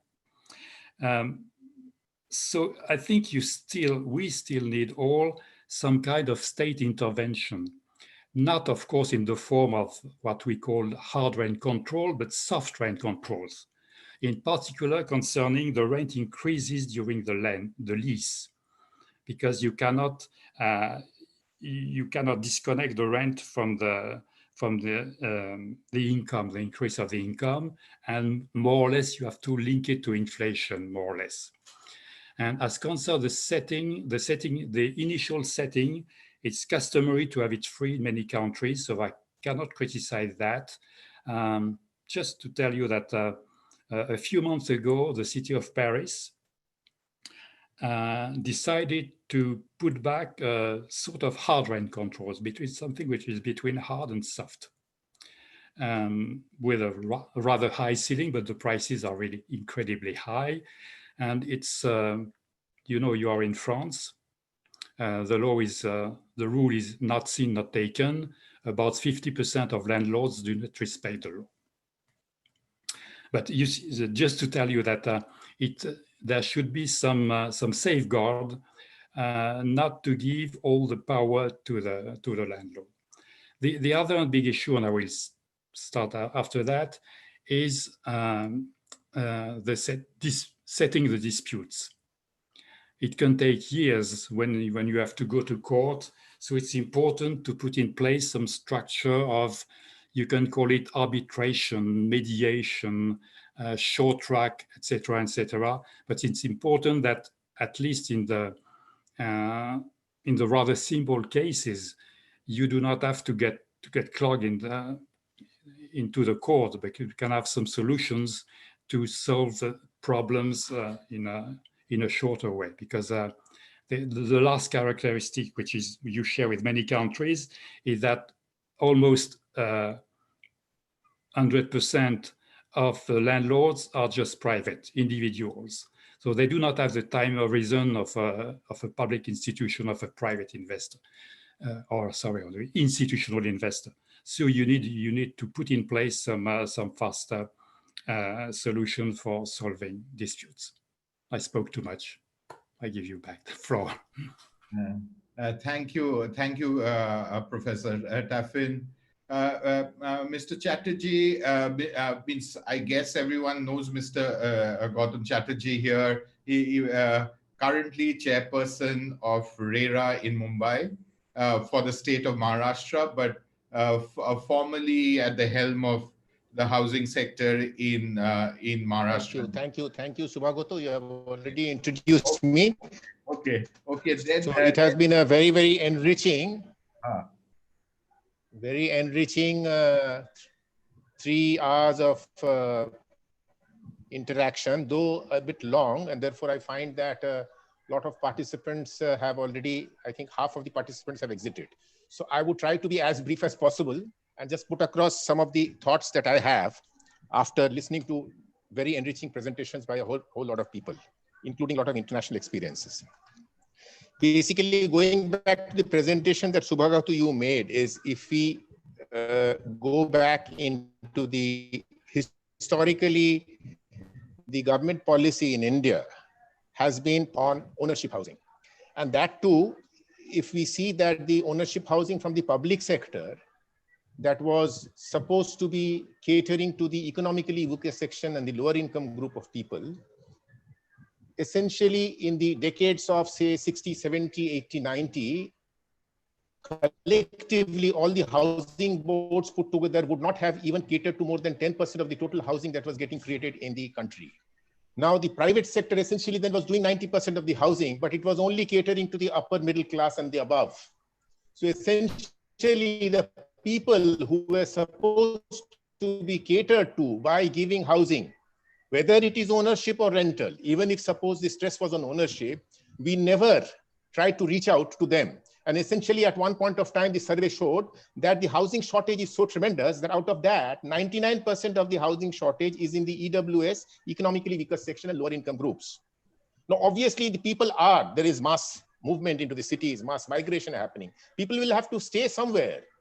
So therefore, the solution for a people's head, a roof over your head, was provided by the informal sector. So the informal sector then became the real solution to all this crisis of the housing crisis that is there. Now, coming to the aspect of rental housing, which was never there as one part of the policy, which I'm now happy that the new 5th vertical that has been added to the PMAY, Prime Minister's Awas program, is this vertical of affordable housing complexes. The other 4 also in the last decade or so, by putting this stress on affordable housing, has brought into the fore the role that the private sector can also play in creating affordable housing, be it on the ownership side. Now we realize that if suppose today the statistics show that 1/3 of the total housing solution that has been provided both by the informal and formal sectors has been, 1/3 has been through rental housing, of which I believe more than 70% of that is only in the informal sector. So majority of the poor are today staying in a rental accommodation in the slums, in the informal sector. And therefore, we need to actually see how, when we create this fifth vertical in the affordable housing complex in the PMAY, how do we reach out to them, which we are saying that we are supposed to cater to that. Now, obviously, as I mentioned, capable to scale up and try to reach out to this large number of people who would require a rental housing. And therefore, rightly, am I audible? Am I audible? Yes, you are. So rightly, the ARHC is talking about trying to bring in also the private sector in these two models and this 3E strategy, which talks about if there are existing complexes, how do we convert them into rental housing, or how do we create new housing stock, where we try to bring in the concepts of subsidy, FAR, and other types of concessions in the form of, say, municipal charges and infrastructure and planning concessions and tax and development charges, so as to bring down the capital cost of a rental housing. Because essentially, the gross rental yield, if you take the market price of today's stock that gets created, the rental yield is between 1 to 3%. And therefore, no private sector will come in there. Now, if suppose I'm happy when Amrit Abhijat said that the way they have worked out the financials, it's going to bring in a result into a yield of 12 to 14%. If that happens, and if that has been worked out, then certainly you will have a lot of people, the likes of the Hiranandanis and all, who will try and say that, yes, let me create rental housing stock. But then there are three things that come in here that become very important. One is creation of this stock. According to me, with all these incentives being built in, and the experience that we had, say, of the MMRDA, which ultimately then got converted from rental to ownership. Again, that got converted from rental to ownership. We did not stick to rental. But if we stick to rental and if we get this last stock created, it has to be attractive enough for these players who have already moved into the affordable segment. If I give you my personal experience as the chairman of RERA, today I have 70 to 80% of the housing stock in the ownership segment getting created by the private sector, which are 1 BHK, 2 BHK types, which are the affordable segment, and which are dovetailed with the government's interest subsidy schemes. If that has happened for the affordable housing and private sector has moved into affordable ownership housing, I'm sure they will also move into the rental. However, creation of the stock is one thing. The other two most important things would be the O&M of that, number two. And number three is the targeting the right people to get into that. We should not have these stocks being appropriated by wrong people who are getting into those. So therefore, the other two aspects of the O&M, and the O&M will have to be done in a very professional manner, which involves 5 things. The O&M itself will involve that there is an aspect of civil engineering, there is an aspect of estate management, there is an aspect of financial management, there is an aspect of community participation, community development, and there is an aspect of regulatory issues to deal with the delinquents and the defaulters and the people who overstay. And therefore, you will have to have aggregators who are consortium, which actually has a mix of these 5 elements, so that you do this whole O&M in a very professional manner. Not to say that this has to be done in a very sustainable manner. It cannot be in the manner as was pointed out by my friend from Indonesia. You cannot have that it only recovers 12% of even the O&M cost. So the costing has to be done correctly. And third and most important would be that you actually ensure that it goes to the real target beneficiaries, the people who require them. It should not be appropriated, because there will always be a time gap between you scale it up to a level where you have breached the supply and demand. The supply and demand gap is huge, and therefore it is going to take time till you reach and bridge that gap. You will have to have proper mechanism in place. Today, the ownership housing has been regulated by bringing in RERA, but RERA does not take into account rental. So if you are bringing in this thing also of rental housing be brought in, as the ownership housing with regulation through RERA has brought in transparency and fiscal discipline and accountability and consumer centricity, All those elements can be brought in here also when you bring in also a regulator to ensure that the stock is of good quality, the stock is managed well, and the stock is going to the people who deserve it. Thank you. Thanks so much, Mr. Chatterjee. The next policy lab is on the government end of the AHRC. It will be really interesting for us to hear what happened in MMRDA. Was there, means what shifted, what happened to make them go in for rental housing, and then what inverted the process. And I'm sure there are deep learnings in there for the Government of India program. We'll be in touch regarding that. I wanted to, given that we are late and it's been a long day, Anandita, do you have one round of questions for the panelists? And then we should be, means we are already 10 minutes over time, maybe another 5 minutes, or how do you want to take it? You're the master of ceremonies. I'll leave all the hard problems to you. No problem. So as I see that many of the questions have been answered by the Kesia and some by Guillermo. For the rest of the panelists, the over and over, actually, Mr. Chatterjee kind of summed up all the questions that we have so far received, is this constant questions of maintenance and right targeting, and whether repossession remains a big unanswered issue so far in the entire policy framework. So given such issues are all over and everyone is facing, and Anna just said that Chile and South Africa also has similar experiences of unbalanced rental market, given the balance is really not there. And also Claude touched upon the soft rent control and trying to get the market going. So one final question that I want to put to all the panelists, and please feel free to take on that. Do you think in its current policy paradigm of India, what is the biggest problem that you see from your perspective?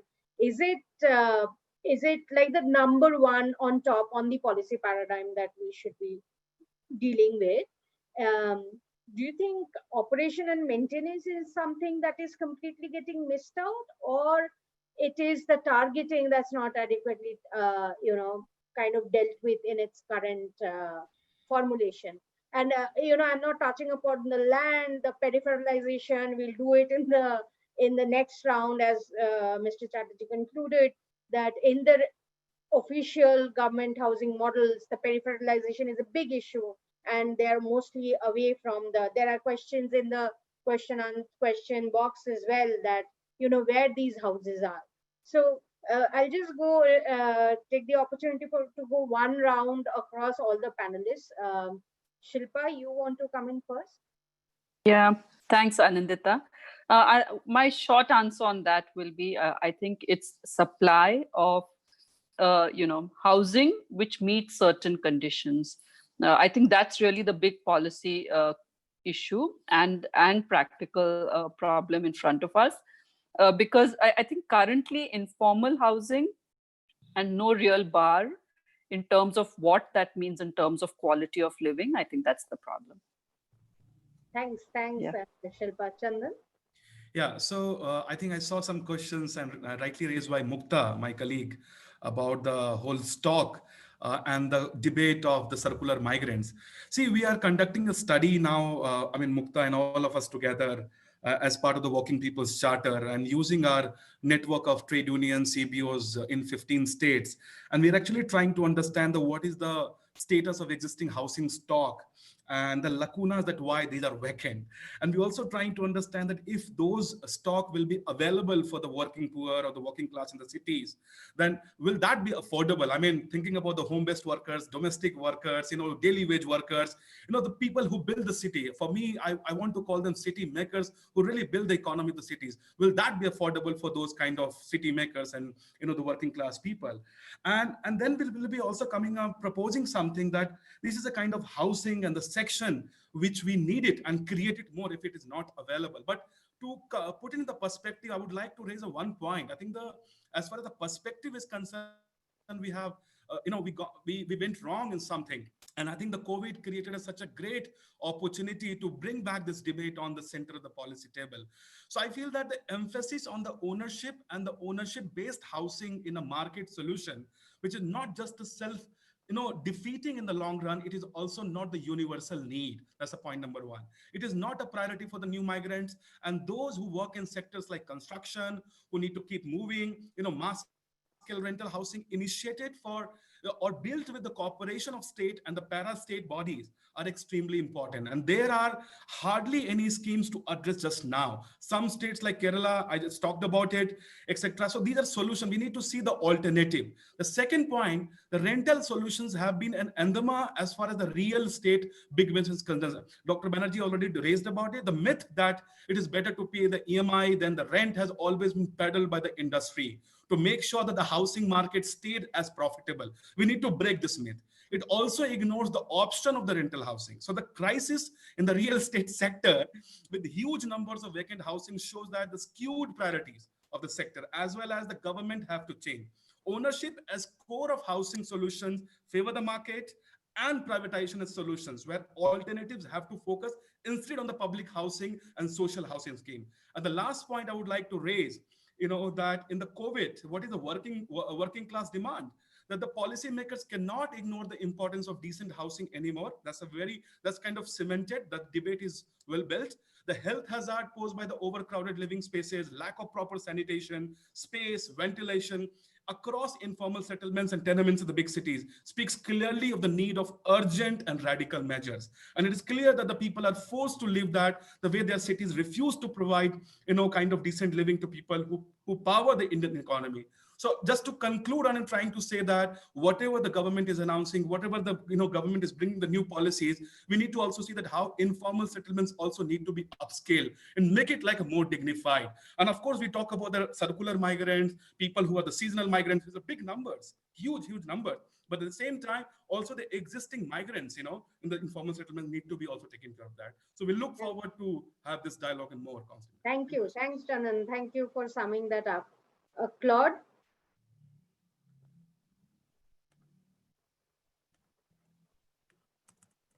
Yes, and indeed, one thing I think, India, relies too heavily and solely, in fact, on mom and pop investors.